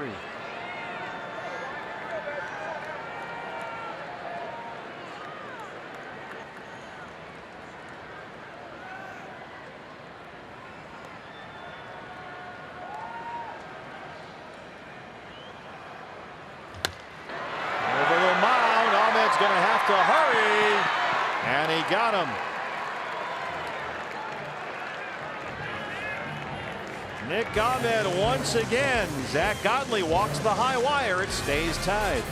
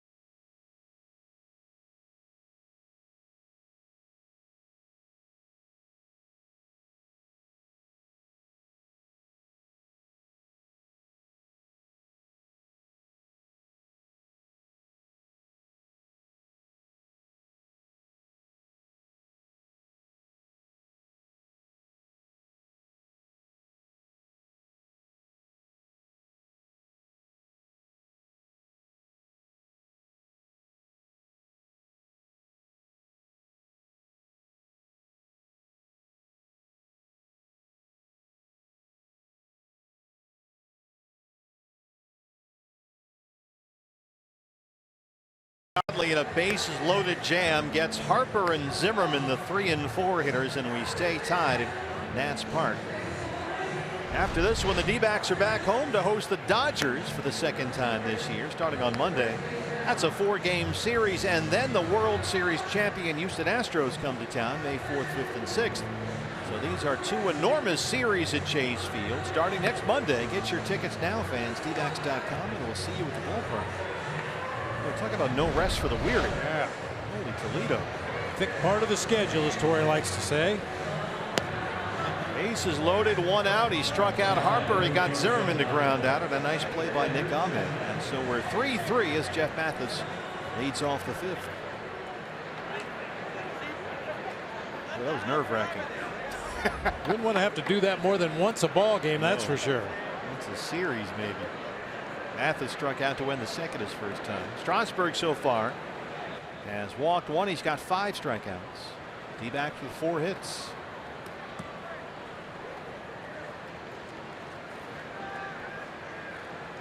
Three of them for RBIs. Pollock's solo homer, Ahmed's RBI single, and Descalso's RBI double.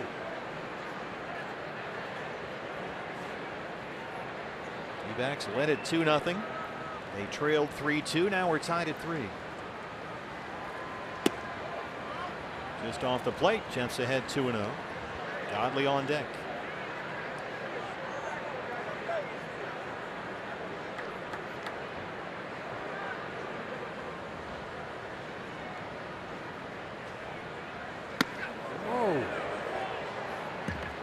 Well, that's dangerous on a 2-0 count. Every hitter's going to be a little more aggressive. Really stick your nose in there and look for something to drive, and then Strasburg airmails a 95-mile-an-hour heater right under his chin.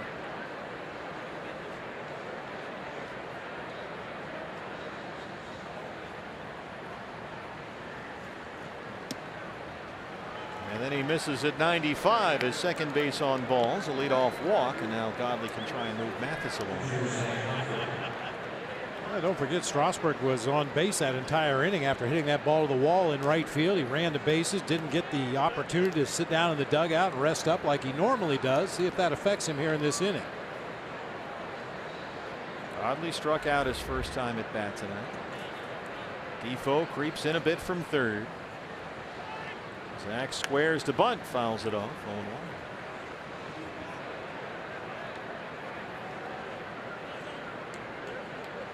Zach still looking for his first sacrifice bunt of the season. This will be a great time to put it down. There you see Defoe on the left of your screen coming in from third.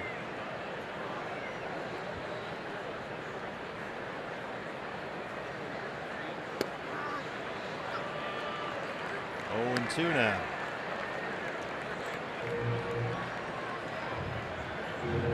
Got a curveball that time. Strasburg's got that fastball, curveball, changeup group. The occasional slider. Squares to bunt on 0-2. Rolls back and takes strike 3. 6 strikeouts for Strasburg.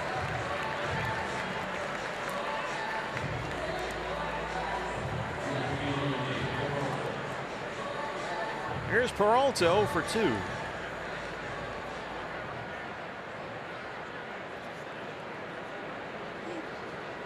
David's a guy who came in 4 for 7 career against Strasburg, including a home run.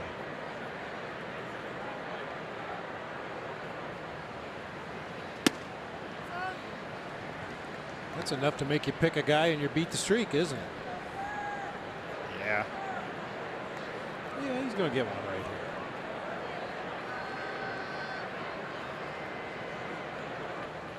We've had a lot of luck with David and beat the streak this year. All he does is hit.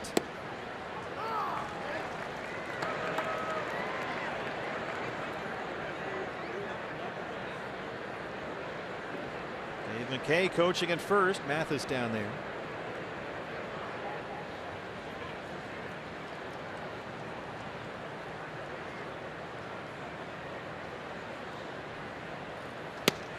You know, D-backs are getting tremendous production from David away from Chase Field this year.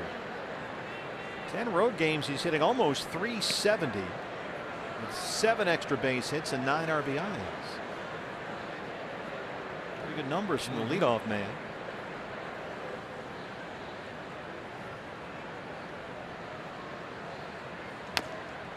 Two and two. As we know, there are many games where David's only real leadoff at bat is to start the ball game. Many times he'll find himself in a situation just like this with a runner on first or maybe a guy in scoring position.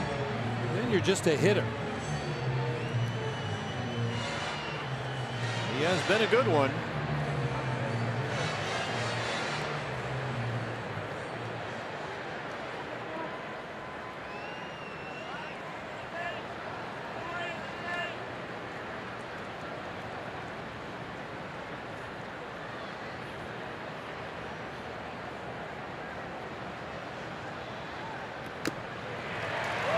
Fastball up and away.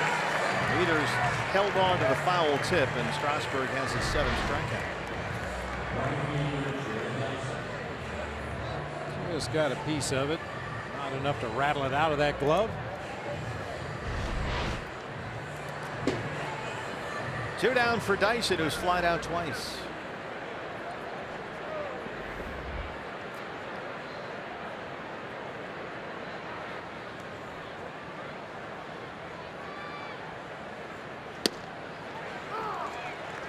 There's the Strasburg Change-Up at 87 miles an hour. And he shows you that on the first pitch of the AB, 87, and then if he wants, he can come right back with 97. Or the curveball.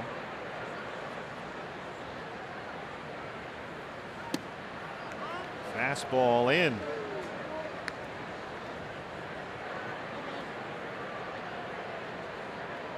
Strasburg has three really good weapons at his disposal, and to his credit, or maybe Matt Wieters, maybe the pitching coach, he uses them well. He mixes it up pretty good. We've seen him throw some 2-0 breaking balls. We've seen him throw some first pitch change-ups. That's going to stay fair for Ryan Zimmerman. And Strasburg strands the leadoff walk. We're tied at 3 at Dance Park.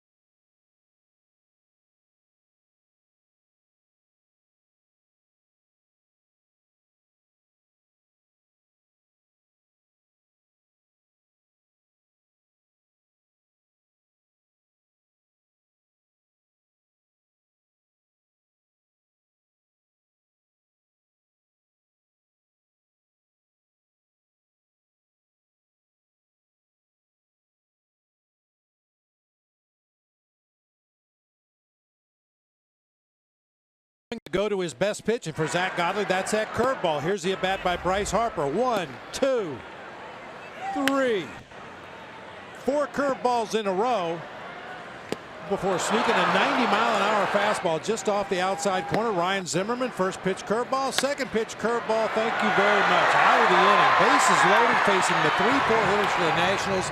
Zach Godley went to that curveball. Our Chaz Roberts air conditioning and plumbing cool plays of the game. So we're still 3-3, home half of the 5th, and here's Matt Adams, who has grounded out and singled, 1 for 2. D-backs overload the right-hand side. There's a strike. Another curveball. Adams 3 hits and 6 RBIs in their win at San Francisco on Wednesday. Doubled and homered in that game.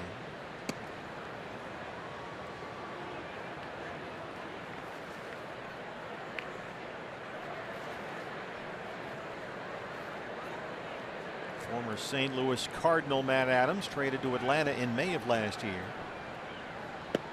Signed a 1-year free agent deal with the Nationals in December.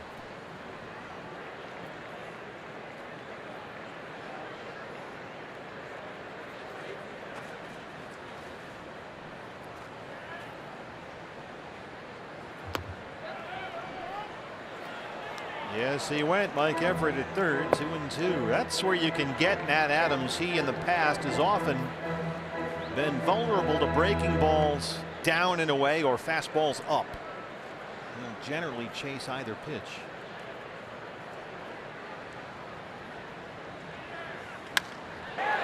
Just over the glove of Descalso. The shift was on.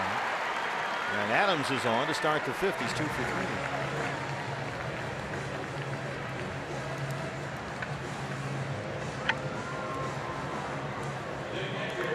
Here's the catcher, Matt Wieters.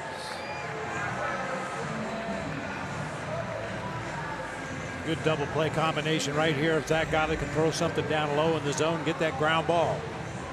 They'll leave Ahmed in the shortstop spot. They'll leave the shift on against the switch hitting Wieters.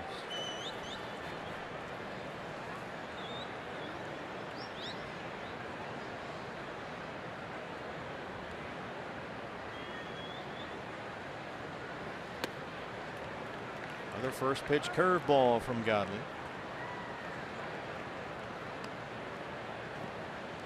That Godley's from Bamberg, South Carolina. Nationwide Vision Center's eye on the game. You see Ahmed, the only guy on the left side. Matt Wieters is from Goose Creek, South Carolina.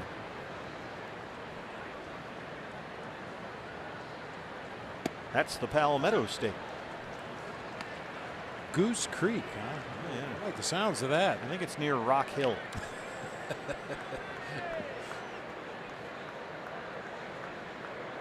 Wieters is from that terrific baseball program at Georgia Tech that's produced so many good players. Jason Varitek, Nomar Garcia Parra. The list goes on. I'll bet you there's a decent fishing hole in Goose Creek, South Carolina. It seems like it.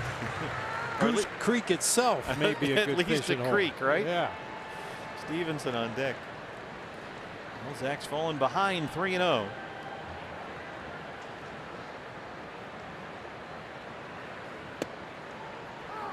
Goes to that cut fastball. Haven't seen too many of those tonight. As he's working his way through the order for the third time.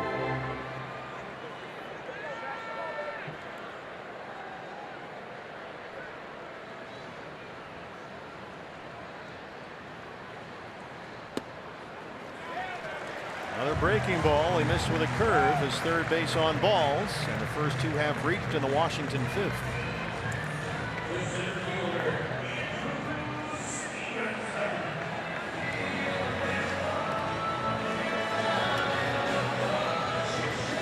The body's just starting to move around a little bit down that Diamondbacks bullpen. You see Torey Lovullo checking the lineup card, checking the matchups that are upcoming, talking it over with Mike Butcher. Andrew Stevenson 0 for 2. Bullpen is in pretty good shape tonight. De La Rosa and McFarland were used a lot in the last couple of games against the Phillies. Other than that, everybody should be good to go. And the phone starts ringing down there. With Godley at 92 pitches, 57 strikes. 2 on and no out.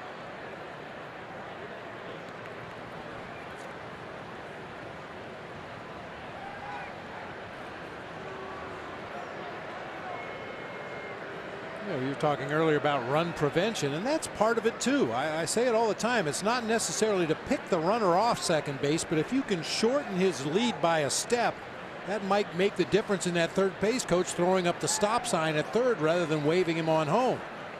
That's all part of run prevention as well, shortening up leads. Boy, Stevenson is really having a hard time with that Godley curveball. I don't feel like the Lone Ranger, but if you haven't seen a hard knuckle curve like Zach throws, it is a little bit shocking. Fernando Salas, the right-hander, starts to get loose down there.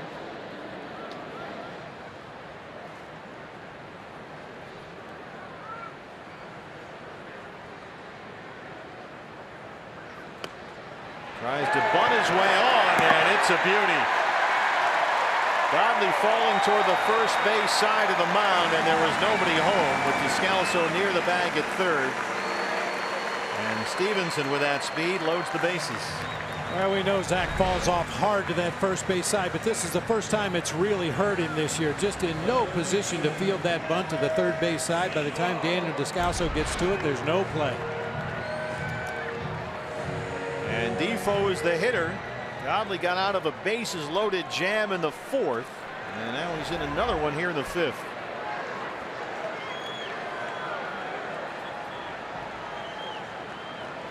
That's the 10th hit for Washington.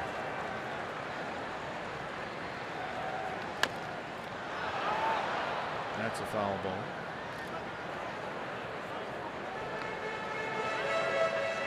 Defoe 0 for 2 tonight, and 2 for his last 24.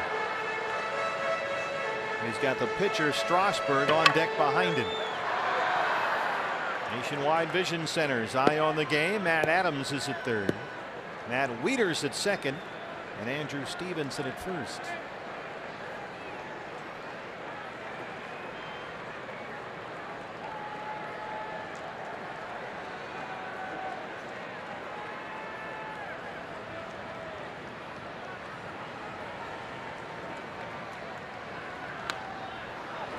2.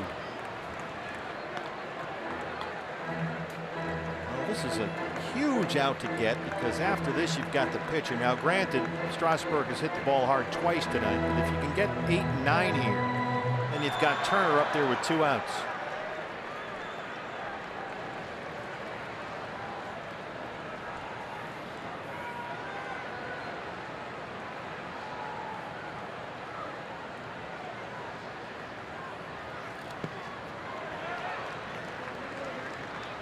Just keeps leaning on that curveball. Mathis just keeps blocking every one of them in the dirt. I tell you, it's not as easy as Jeff makes it look. I mean, there have been some great blocking catchers in the history of this game. Mike Matheny comes to mind immediately. Kurt Manwaring, a guy I had in San Francisco. Tremendous blockers of pitches in the dirt, but Jeff Mathis is right there with the best of them. He's not nearly as big as those other guys either.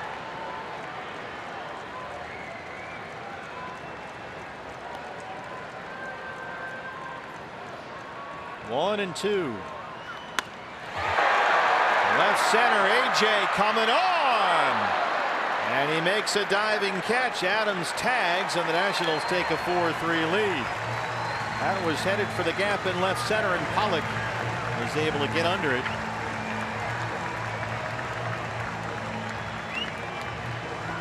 That drops it to at least one more run. Yeah, you see David was right there to back the play up, but a great effort by A.J. Pollock takes a base hit away from Defoe.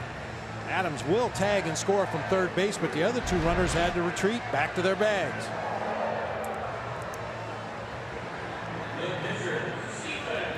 Strasburg has lined out to shortstop and hit a ball off the wall in right field for a long single. Yeah, Diamondbacks defensively looking into the dugout to see how they want to play this. They're assuming that Strasburg is going to bunt, but given the way he's swung the bat in his first 2 ABs, I'm not so sure about that. Goldie it on the grass at third. Descalso at third. Goldie at first. Here they come. Pulls back and takes ball 1.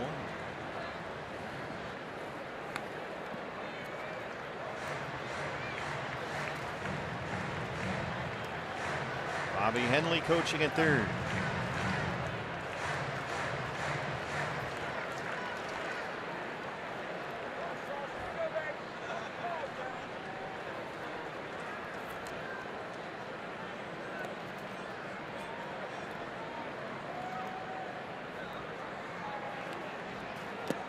Swings away. A fastball that time from Zach, and it's 1-1.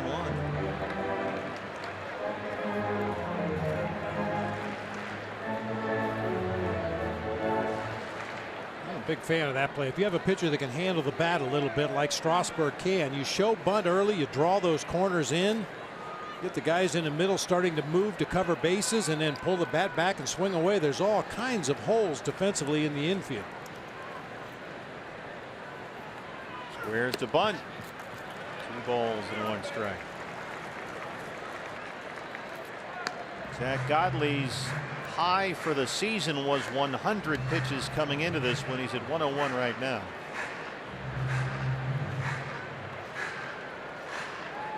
And there's a left-hander down there who's joined Fernando Salas in the D-back bullpen.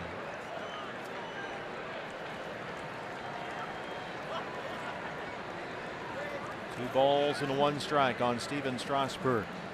Goldie creeping in from first. Swings away, hits a tapper foul. And it's 2-2.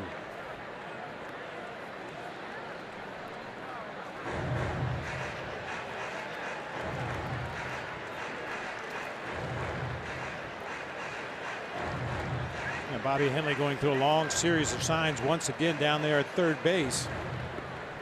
Well, this is a real wild card here. 2 strikes on the hitter. Will he bunt? Will he swing away? TJ McFarland up now. D-back still about half expecting Strasburg to try to bunt the runners up. Goldie way in at first. Descalso creeping in at third.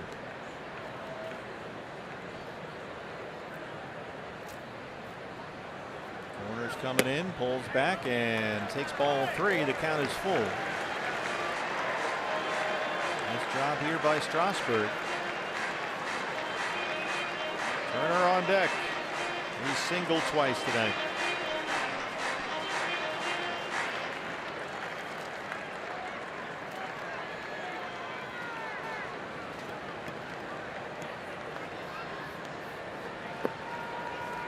Full count, 3-2. Got him.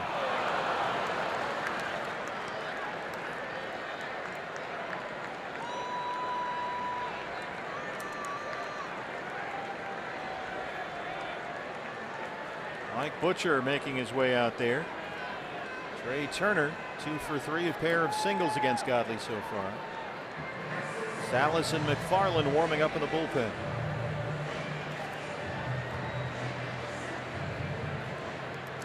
And once again, a key at bat in the ball game. Turner already has 2 knocks. He'd love to end the inning right here and keep Howie Kendrick in that on deck circle. Have him lead off in the 6th inning rather.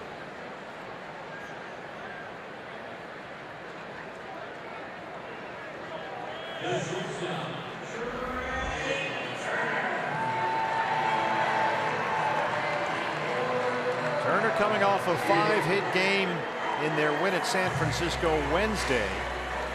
2 for 3 so far tonight. On that 9-game trip through New York, LA, and San Fran, Turner hit almost 360, so he's really been hot lately. 2 on and 2 out, a run is in.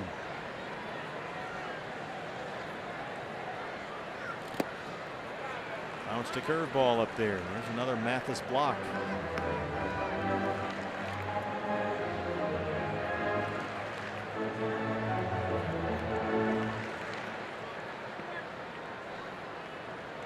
The catcher Matt Wieters is the runner at second.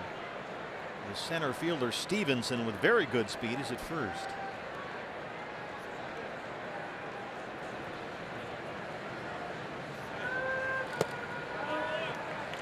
The cutter. A little too much that time, and it's 2-0.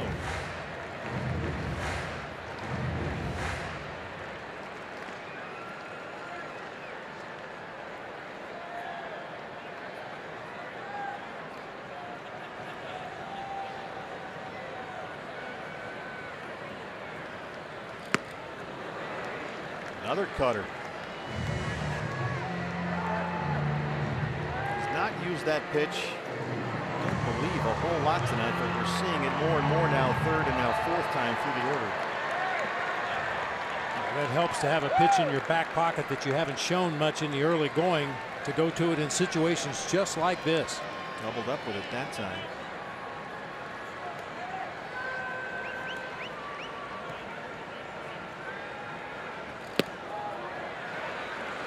Change-up miss, 3-1.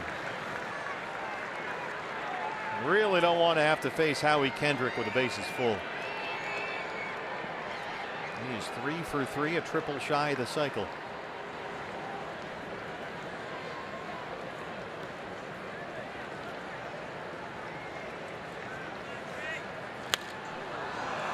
Popped it up. Goldie on the line.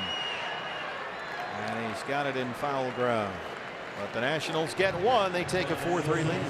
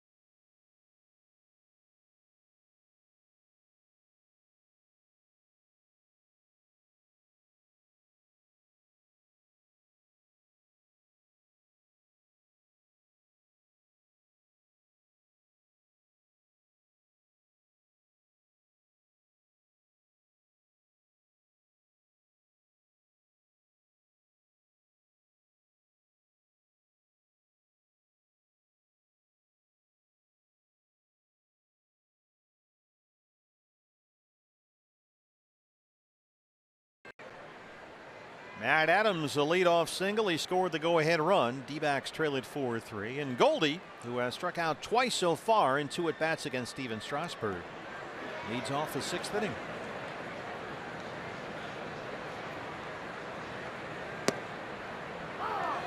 Strike just below the knees, 0-1. Goldie coming off a 3-hit day yesterday in the win over the Phillies. He doubled twice.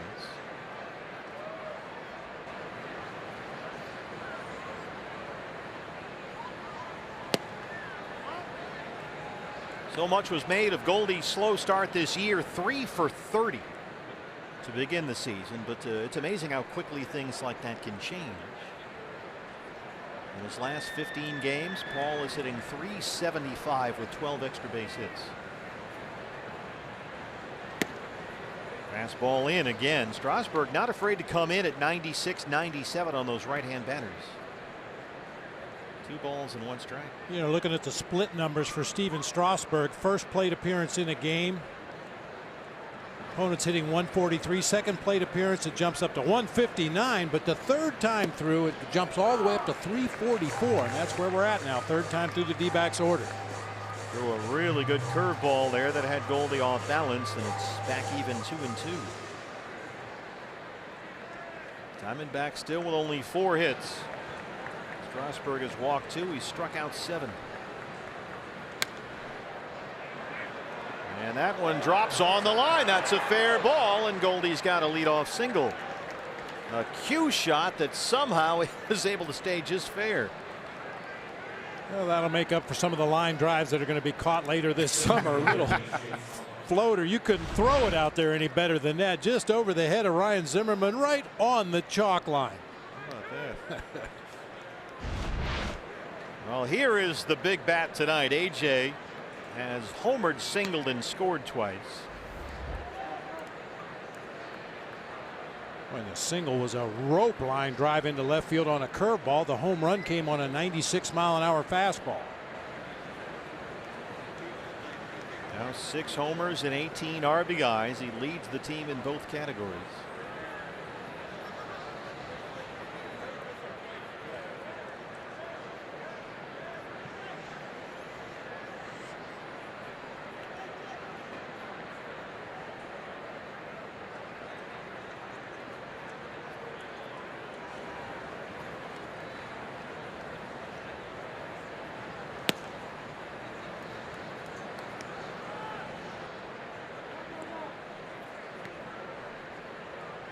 That step-off move that we've seen Strasburg use several times already tonight, I think that's specifically designed to combat that steal second base while the pitcher's standing on the mound. Just in case there's something in Strasburg's delivery that Dave McKay has picked up. That's one way to combat that. Come to a set position, hold the ball for a count or 2, and then just step off quickly.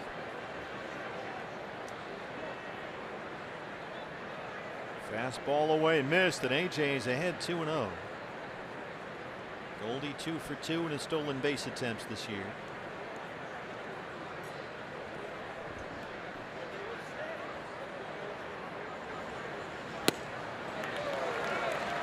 There's that hard changeup in that time, and it's 2-1.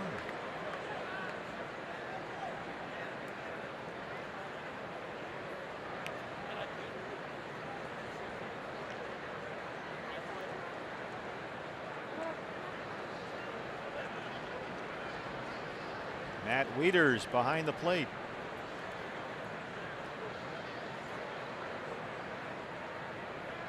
Wieters has got a pair of gold gloves back there from his all-star days in Baltimore.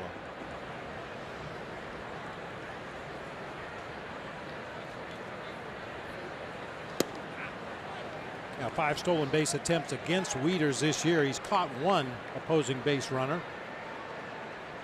They tried change up in, they tried change up away that time, and it's 3-1.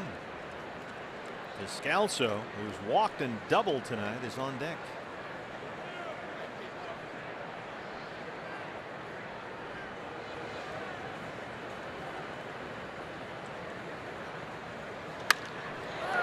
Is hit deep to right center field. Stevenson's at the wall, And it's off the wall. Here comes Goldie. He will score.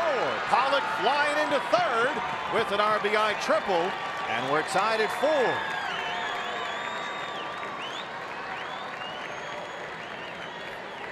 Now AJ's a double shy of the cycle. Boy, Steven Strasburg has not fooled him with anything in this ball game. Squared it up to center field for a home run his first at bat, a line drive into left field, and now a ball hit halfway up the wall in right center for a triple. Second triple this year, his second RBI tonight. Now he's the go-ahead run 90 feet away and no out. And here comes Derek Lilliquist, the pitching coach. AJ 3 for 3. He's got half the D-backs hits tonight.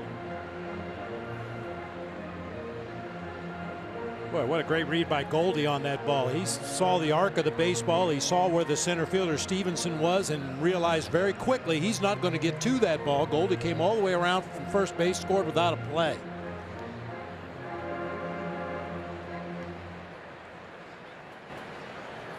Descalso has walked, scored a run. He's got an RBI double. Double to left center his last time up. Shoots one out there again at Matt Adams, and Adams has it. Here comes AJ, an RBI for Descalso, and it's 5-4 D-backs. Well, we should say props to AJ Pollock, not only for driving the ball to right center, but for running it out hard. How many guys have we seen this year just stand at home plate and admire their handiwork, and what should have been a triple, they end up at second base? AJ just put his head down and ran as hard as he could, ended up on third base, setting it up for Daniel Descalso with the sac fly, and that's tacos. We admire tacos. Yes, we do. Ketel Marte gets a first pitch changeup. He's 0 for 2. It's been a back and forth kind of night here.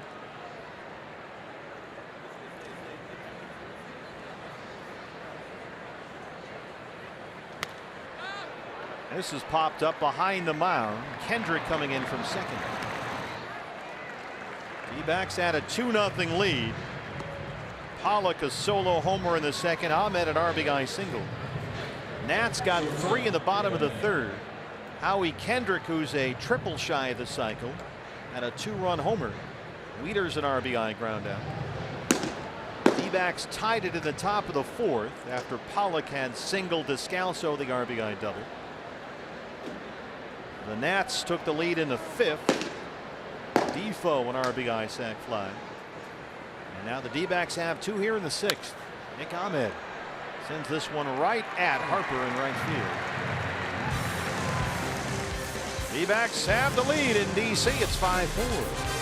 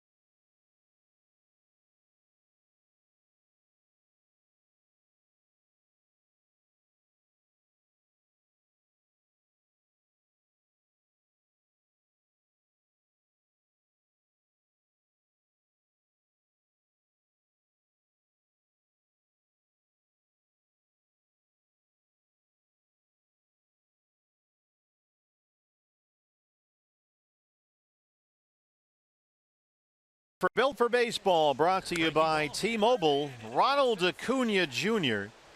has played in 3 major league games, including tonight, and all he's done is hit. He was 4 for 9 in his first 2 big league games, including a home run. And he's having another big night for the Braves in Philadelphia. Oh, by the way, he's 20 years old. Ooh. Ronald Acuna. Here in D.C., it's 5-4 D-backs. A.J. Pollock a double shy of the cycle.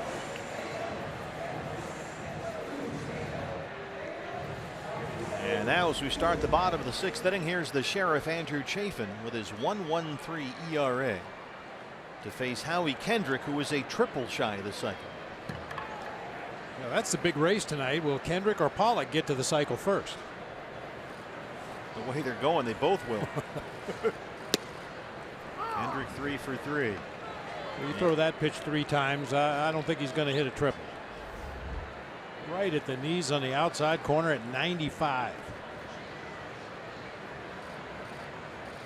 Well, Godley really had to work through 5, but he's the pitcher of record here as we start the 6th inning.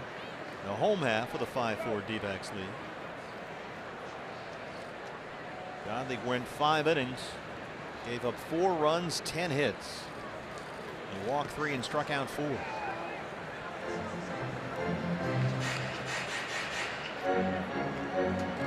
Kendrick doubled in the first, hit a 2-run home run in the 3rd, and singled in the 4th.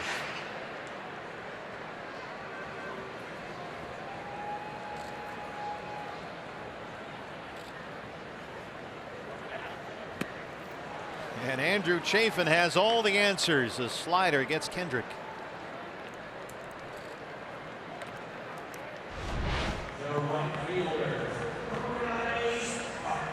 Fooled Kendrick badly a couple times with that hard slider.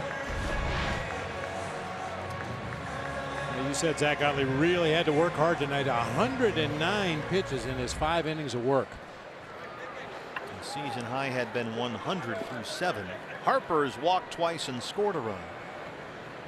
He's 0 for 1. A major league leader in walks. First pitch swing and hits a tapper to first. Chafin gets over there. Boy, that's nice and easy. Quickly 2 outs. Here's Ryan Zimmerman, who's 0 for 3. Well, just as an oh by the way partner, I think we got out of Philly just in time. Odubel Herrera has 2 home runs in that game against the Braves tonight. Odubel's hot.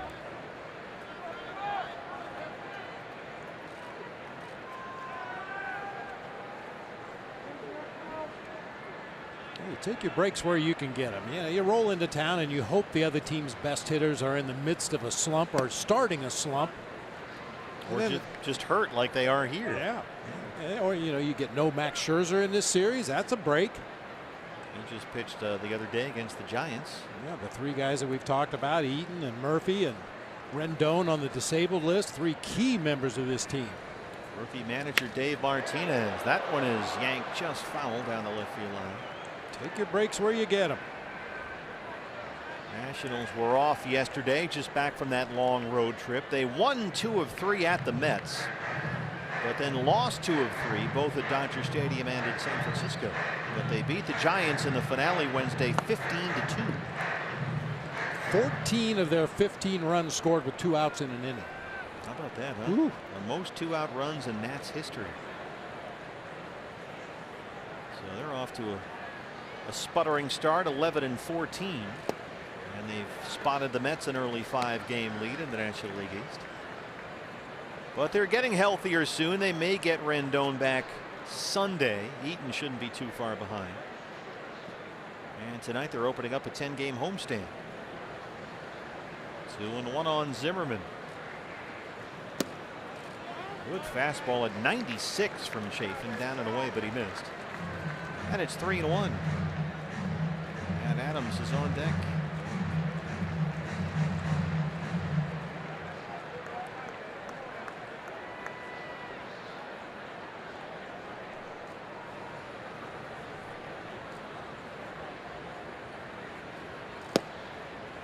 Right there at the knees, 95. Full count, 3-2. Well, the Sheriff's feeling it tonight, Isn't he? bumping that fastball up in the mid to upper 90s. He's usually about 93-ish, 92. Not tonight.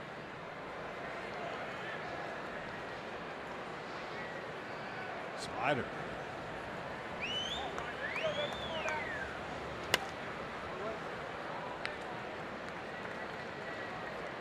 Well, that's the desired result. You want to see that ground ball hit to somebody on the left side of the infield. That time Zimmerman just a little out front, hooked it into foul territory.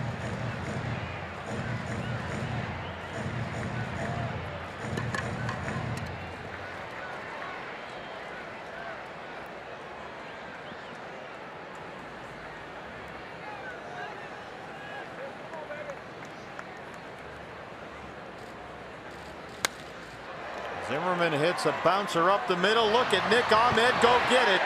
But Zimmerman beats it out. A slow bouncer up the middle. Well, Nick did everything he could possibly do right there. He ends up out in shallow right field after completing this play. Just couldn't get much on the throw. It one hops Goldie. And that allows Zimmerman to reach. What a play. He has been putting on a show down there lately.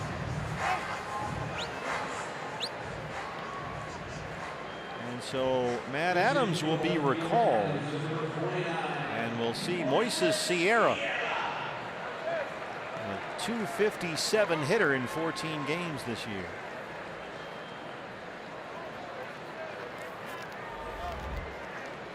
Adams, a left-hand bat, up there against Chafin, gets the yank, and Sierra will hit.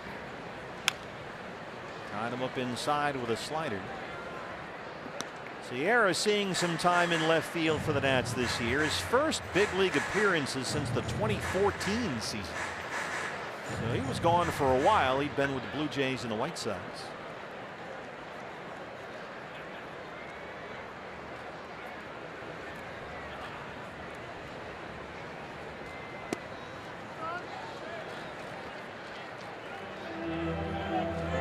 Butcher on that last foul ball that was chopped into that third base dugout. It went right by him. He was in good shape, and then it hit the bat rack and came back and hit him in the back of the head. Sneak attack. Alex Avila said, "Hey, you all right? Here, let me rub that for you." Start an Adrian Beltre thing. There's another 95-mile-an-hour fastball from Chafin. A little off the plate, but they get the call from Tony Randazzo, and it's 1-2.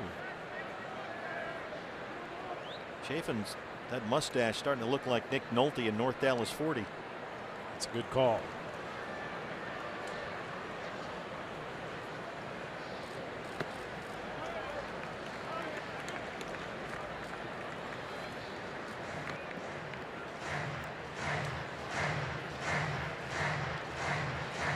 I don't want to hear about Joe Bob.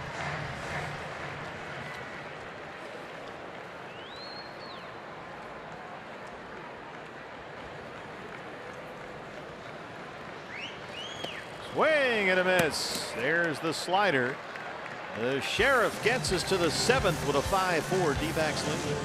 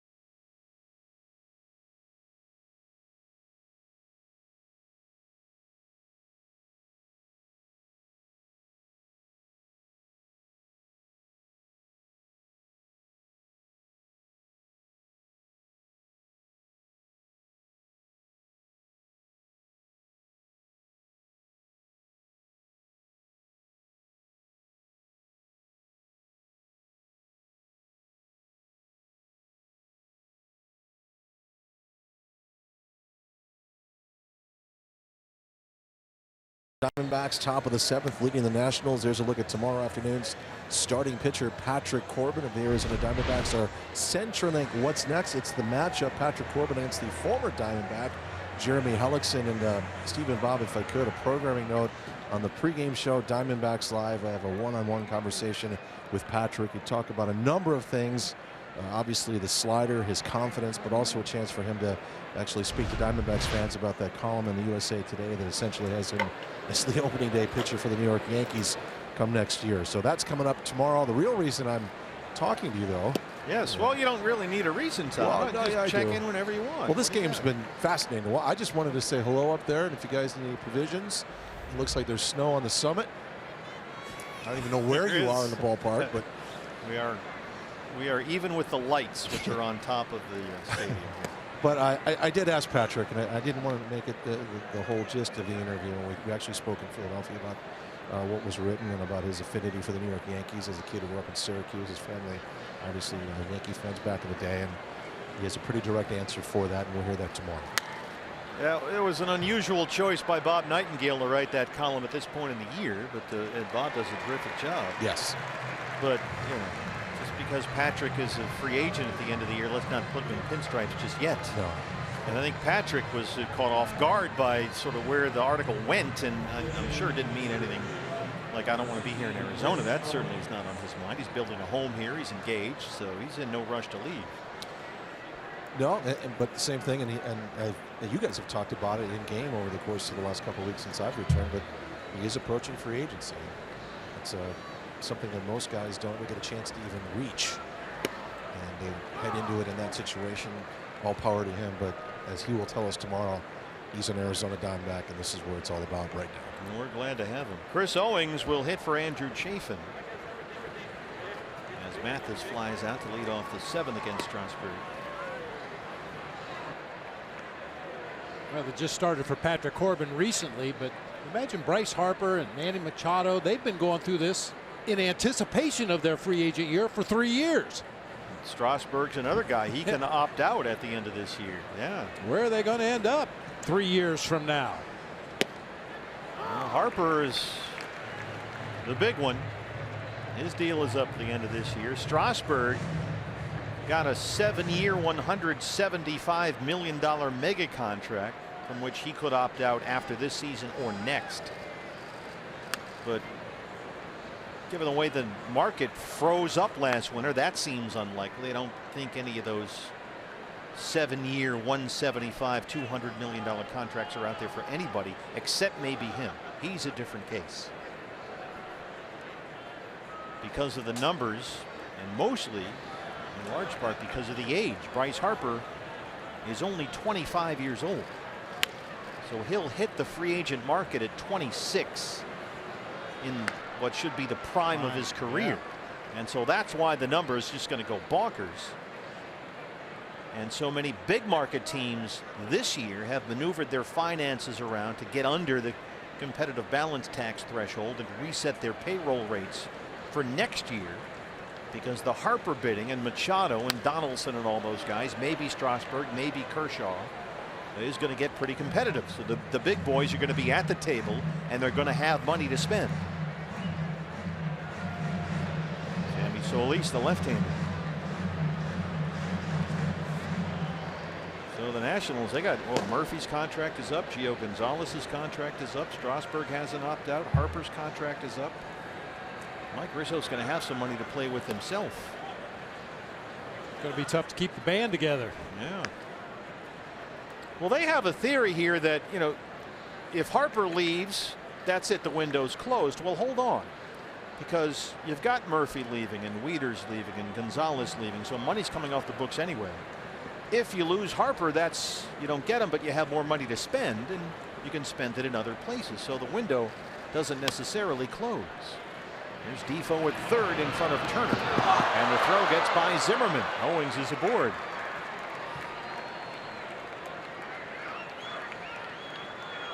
Well, we mentioned Wilmer Defoe was a bit of a downgrade offensively and defensively at third from Anthony Rendon. And this is a low throw here. Yeah, a little lackadaisical on that throw, kind of sidearm, just slung it over there to first base in the dirt. Zimmerman not able to pick it. Here comes Davey Martinez with Peralta coming up. He wants his left-hander. And Strasburg's night ends here. He leaves trailing 5-4.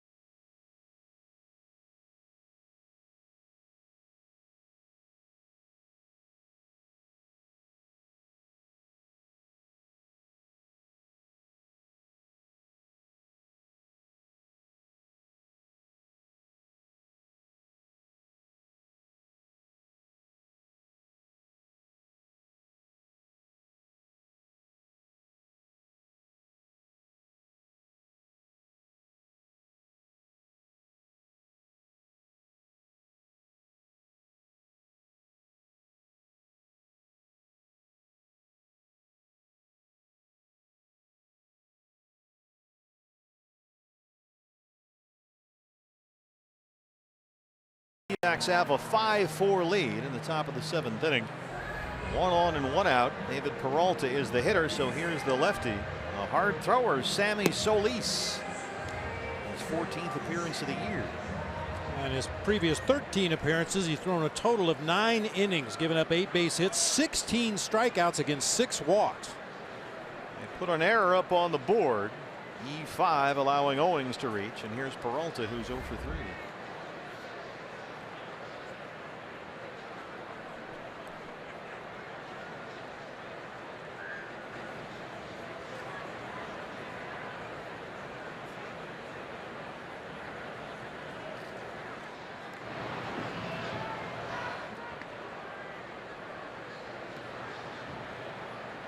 David has only played 8 career games in this ballpark, but he's homered here 3 times.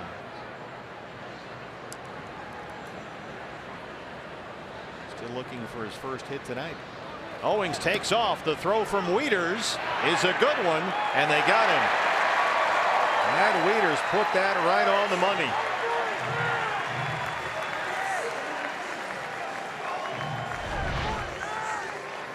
Not a great jump over there by CO that time. It was an off-speed pitch, a big breaking ball that worked itself away from David Peralta, but Wieters put it just about in the only spot they could throw it to get CO at second base that time, right in front of the bag. All Turner has to do is catch it, and CO is out. 0-1 on Peralta. Base is empty now. That one off Solis. Kendrick backhands it. And they're able to retire Peralta. We stretch at Nationals Park. The D-backs have a 5-4 lead.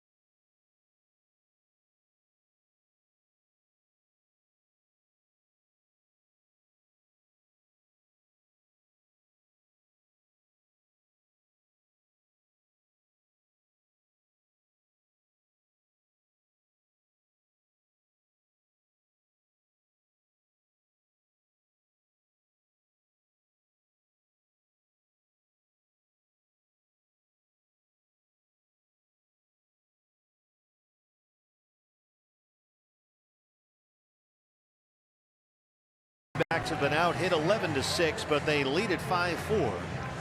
A reminder, fans, you can watch every out-of-market regular season game live at home, in the office, or on the go with MLB.tv. That includes MLB at Bat Premium. That lets you watch live baseball on your favorite supported devices. Blackout and other restrictions apply. So visit MLB.tv for details.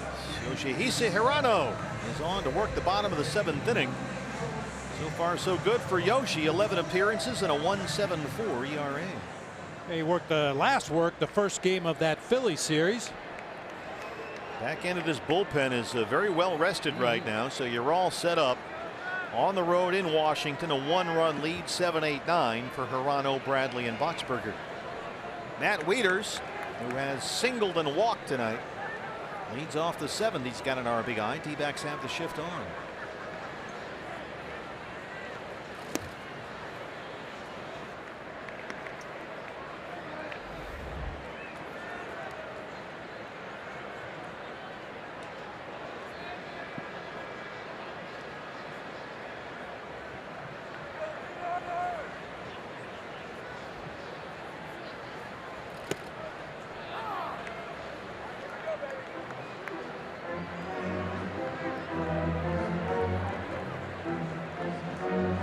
Nationals with 11 hits tonight. They've left 10 runners on base. Zach Godley was in trouble from the get-go, but for the most part was able to wiggle off the hook.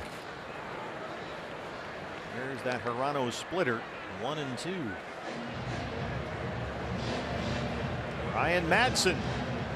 Here is Henry Blanco, former D-back who was the bullpen coach here for Dave Martinez. Lovingly known around baseball as Hank White. One of the great nicknames of all time. Henry Blanco. Just got a piece of that split finger pitch. Oh, he didn't. He missed it. High throw. Goldie's back on the bag, and they retire Wieters. That was a swing and a miss. Good signal there by Tony Randazzo. Wieters almost beat it out. Here's Andrew Stevenson. Yeah, Wieters swings and misses at that changeup in the dirt. Jeff Mathis blocks it. Keeps it close enough that he can retrieve it, throw on to first for the out. Stevenson had a gorgeous bunt single last time up. He's 1 for 3.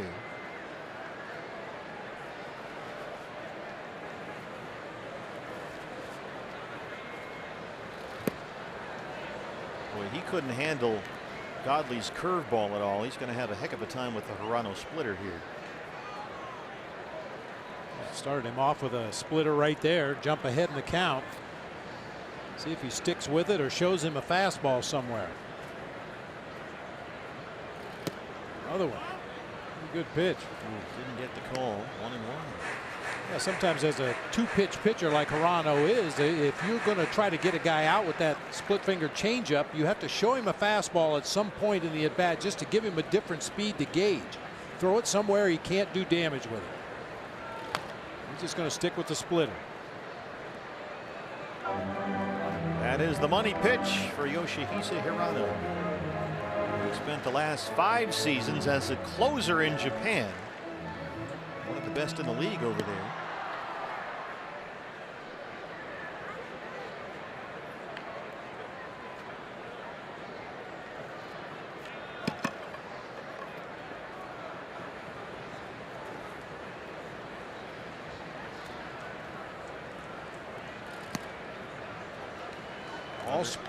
All splitters so far. Thought he might show him a high fastball up out of the strike zone just to get him back on that velocity, but he's just throwing all splitters in this at bat. We mentioned Stevenson has very little power. He's not a guy that's going to turn and burn on a fastball. He's going to get another splitter right here. Even a hanger, he can't make contact. Yeah, he's had a tough time. Yeah, that one just kind of fluttered up there. Oh man, ends up belt high out over the plate. Let's not throw that pitch again. No. But no harm done. Base is empty. 2 down. And the batter is the third baseman, Wilmer Defoe. He knocked on a run with a sac fly his last time up. He's 0 for 2.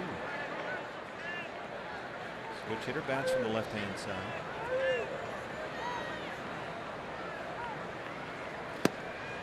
Here's a fastball.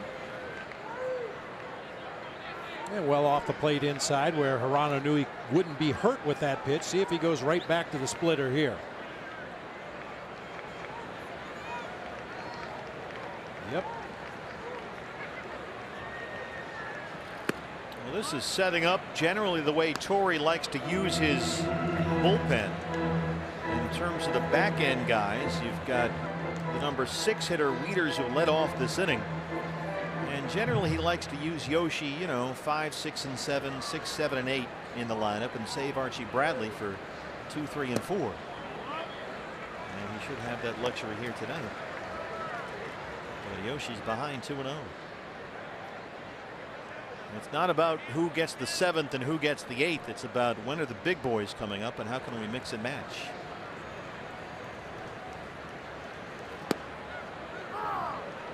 Three-0 fastballs in there.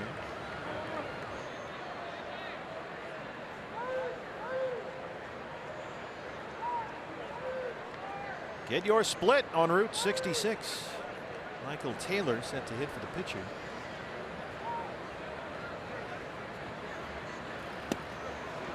Another fastball. Back-to-back fastballs, and the count is full 3-2.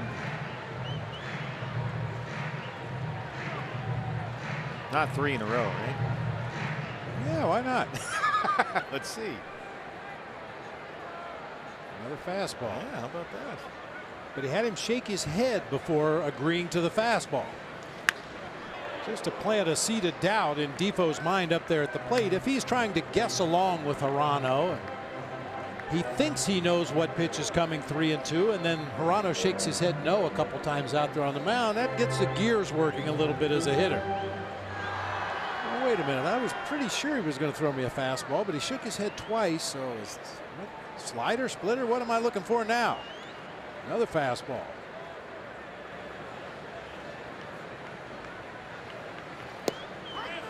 Right there at the knees, and Yoshi comes in and strikes out the side. 8th inning on the way, 5-4 defense.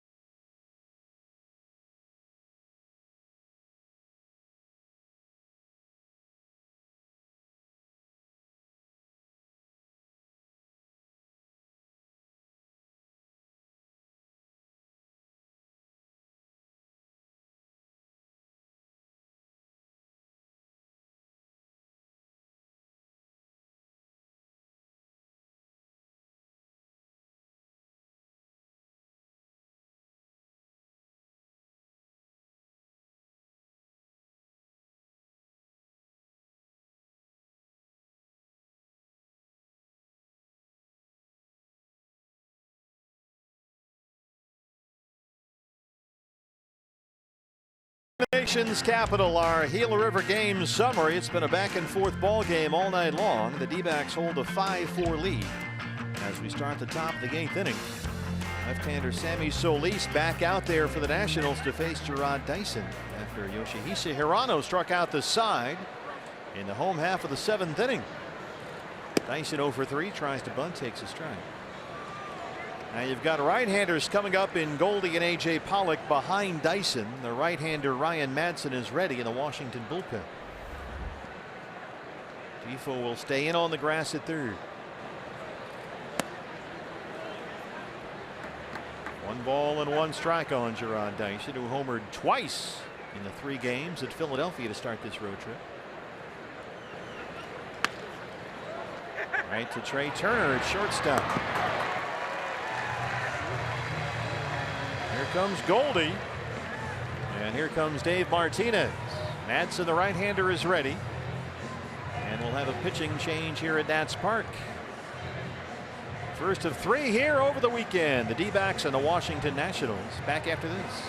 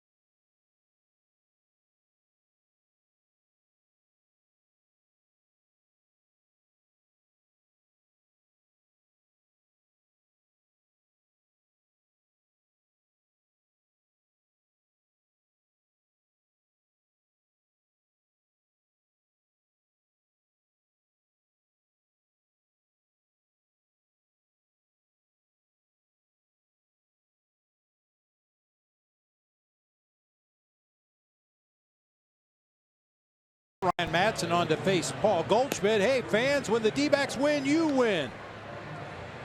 Get 50% off all pizzas at regular menu price using promo code DBACS50 at papajohns.com. Veteran right-hander Ryan Madsen, an ERA of 6.35 in 12 appearances. He'll face Goldie and A.J. Pollock, 3 and 4 in the D-backs lineup, with 1 out here in the 8th inning. Madsen started the year with 6 straight scoreless appearances, but he's hit a few bumps in the road as of late. Straight changeup from Ryan Madsen. He has a 2-seamer, 4-seamer. He's thrown a lot more sinkers recently than he ever has before. Also has a good curveball to go along with the fastball changeup mix.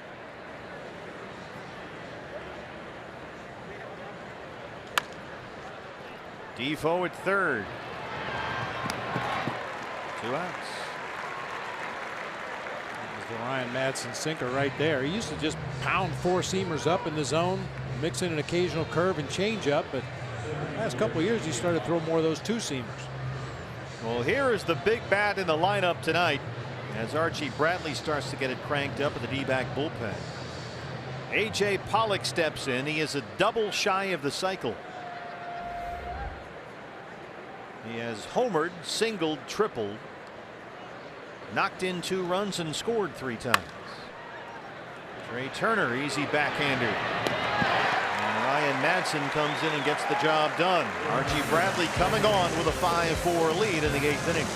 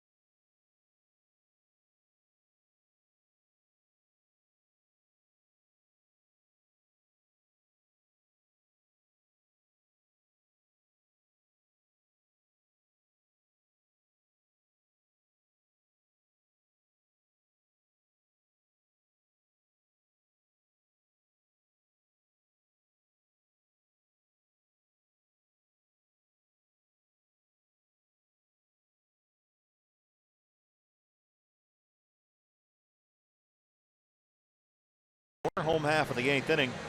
Fans give Dad the gift he's always wanted for Father's Day, a game of catch on Chase Field. That's right, before the game June 17th. With a special ticket package, you can play catch on the field, but you got to secure your spot right now. Limited spaces remain. Log on to dbacks.com/dad. And we'll have a catch on the field. That's a very cool promotion. One of my favorites. Archie Bradley, the beard is on in the bottom of the 8th inning. His 13th appearance at 2.03 ERA. Michael A. Taylor will hit for the pitcher to start the Nationals' 8th. Fastball gets him started 0-1. Taylor hitting .224 with a pair of homers. He's heating up lately.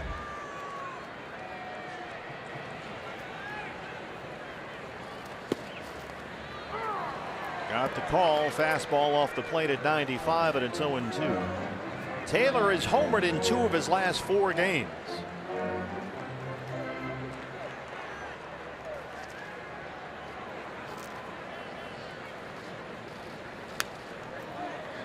Straight heat from Archie Bradley. We're trying to figure out the Archie red glove scenario, and the consensus seems to be that he only uses the bright red glove when there is red in the uniform, either home or away. Got the teal on tonight, so no red Archie glove. Ahmed takes care of Taylor. Oh, and Zach Godley and Andrew Chafin threw Archie right underneath the bus. They said he's got a whole garage full of gloves, so he could probably wear a different color glove every appearance if he wanted to. Sunglasses, gloves, shoes, he's got it all. Trey Turner has singled twice and scored a run, 2 for 4 from the leadoff spot. Keep this guy off the bases. He leads the major leagues with 10 steals. And the guy that just grounded out to short has 9 stolen bases without being caught, so that was a big out to start the inning. Here's another big out.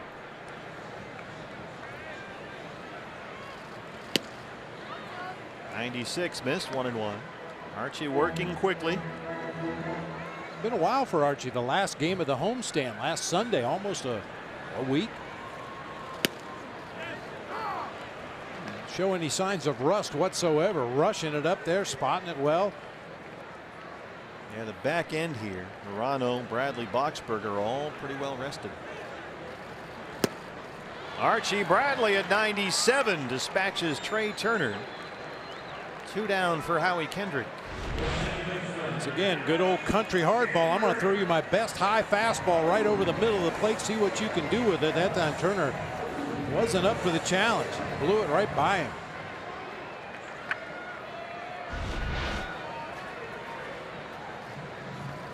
Kendrick a triple shy of the cycle. Doubled in the first, homered in the third, and singled in the fourth. He's 3 for 4.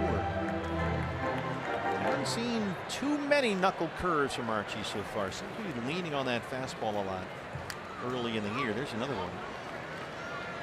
But it ain't broke, so don't fix it. That's right. D-backs in the 9th inning will have Descalso, Marte, and Ahmed due up 5, 6, and 7. That one backs up Descalso at third. Nice high hop, and Archie Bradley comes in and makes short work of the Nationals in the 8th. We hit the 9th in D.C.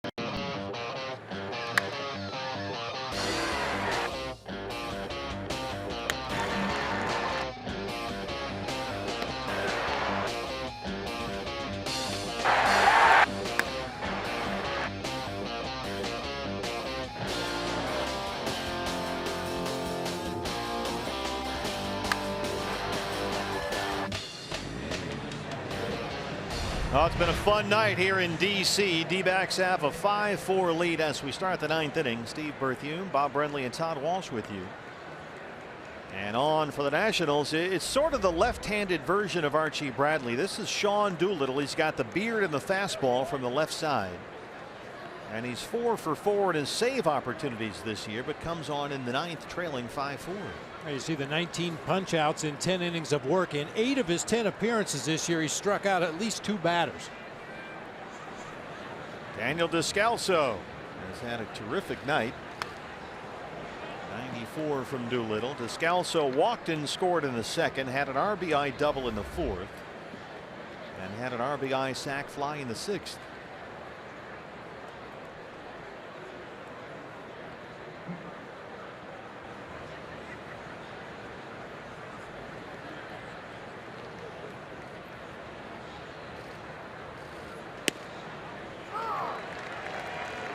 Daniels had a good road trip, doubled and homered in the 3 games against the Phillies. He also walked 3 times. But it's FAB for him here against the lefty Doolittle. Brad Boxberger starts to get loose in the D-backs bullpen.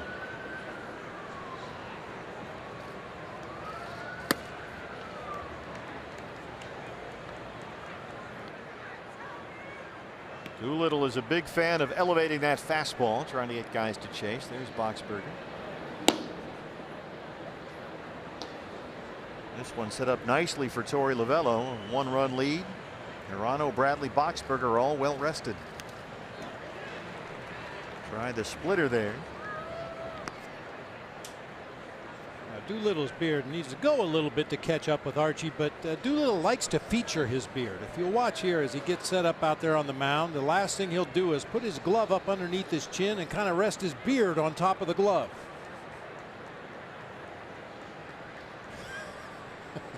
If Archie did that, you couldn't see his glove. Might get it stuck in there. There's a high fastball, just like we mentioned, from Doolittle. He'll go upstairs a lot. He gets the strikeout.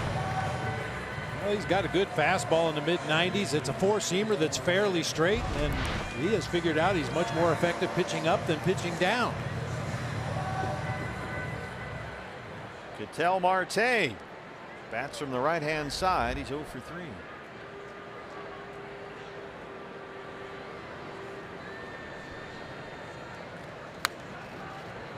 Here's another fastball up.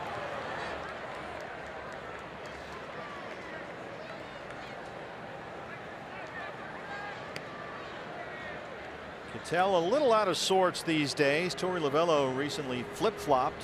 He and Gerard Dyson. Dyson hitting in the 2-hole tonight. Defoe spins and throws him out from third. 2 down. That'll bring up Nick Ahmed.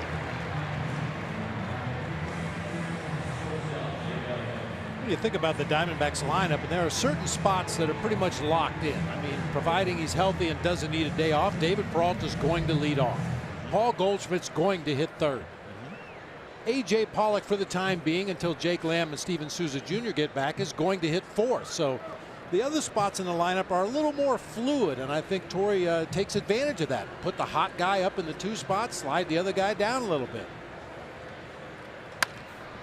Ahmed over the mound. Trey Turner lays out and throws him out. A nice scoop by Zimmerman at first.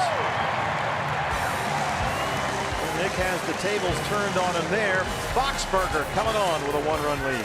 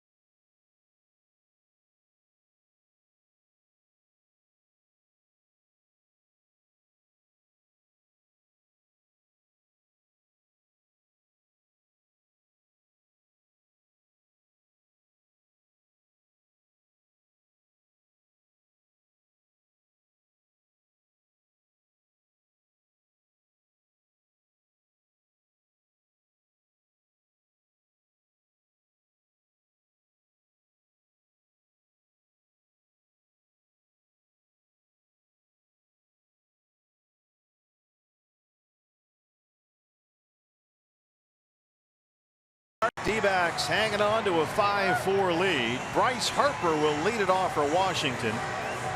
And on for the D-backs, 6 for 6 in his save chances this year. It's the right-hander Brad Boxberger. Well, you mentioned it just a moment ago. It's been a little bit challenging for Torrey lately to get Archie Bradley and Brad Boxberger the work they need to stay sharp, but at the same time keep them fresh. It's a long season. He hasn't pitched since the 20th against San Diego. Well, what's interesting about Brad, you see that ERA right there at an even 3. When he pitches in a save opportunity, his ERA is actually 0. 6 for 6. And opponents in save opportunities are only 4 for 21 against him. And he'll have to rise to the challenge here. It'll be Harper, Zimmerman, and Sierra due up 3, 4, and 5 in the Nationals ninth. Harper has walked twice, struck out, grounded out. He's 0 for 2.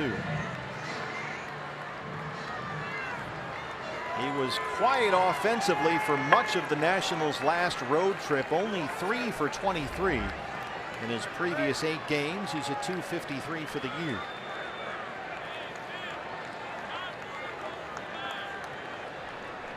We talked about Harper Valley PTA.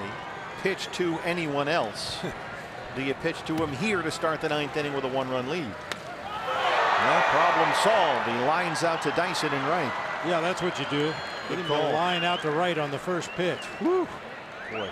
You know, they retired him against Chafin on the first pitch in the 6th inning. He's really helped them out a bit. Yes, he has. Here tonight. So you'll take that anytime. 1 down for Ryan Zimmerman, who's 1 for 4, a single against Chafin his last 10. Always big to get that first out in a 1-run ball game.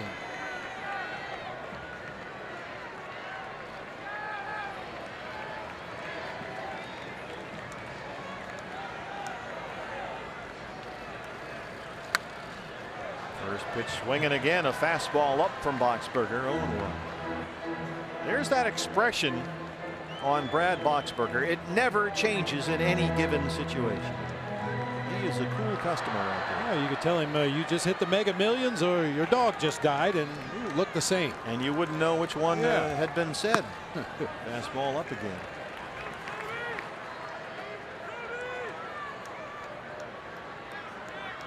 All part of life as a closer in the big leagues, I guess.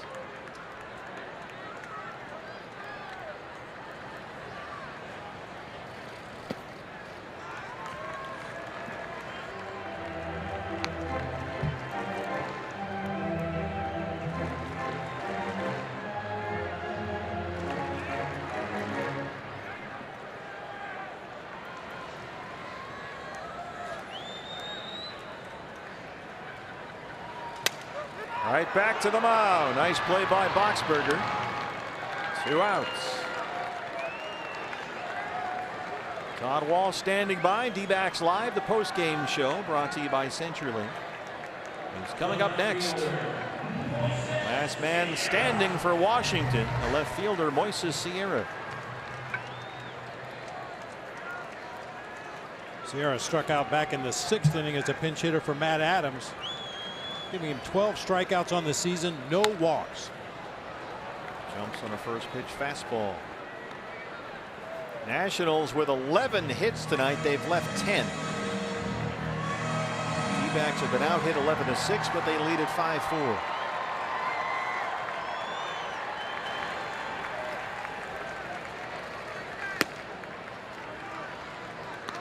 Fastballs from Brad here. Dave Martinez trying to get his team going. They'll drop to 11-15 if they let this one go. Their first game on a 10-game homestand.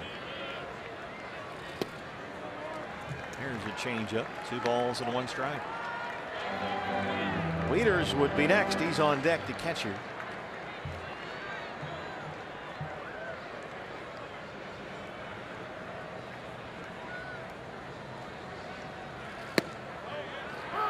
Fastball is there. 2-2. Fastball up, change up down. Yeah, that's pretty good playing.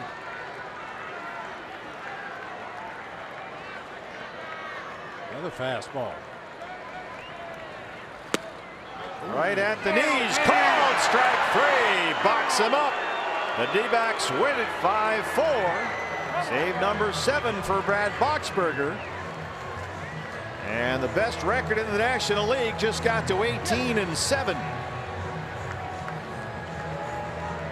It wasn't the cleanest game the Diamondbacks have played this year, but they did enough to win, and the bullpen was outstanding once again. The D-backs are 9-4 on the road this year.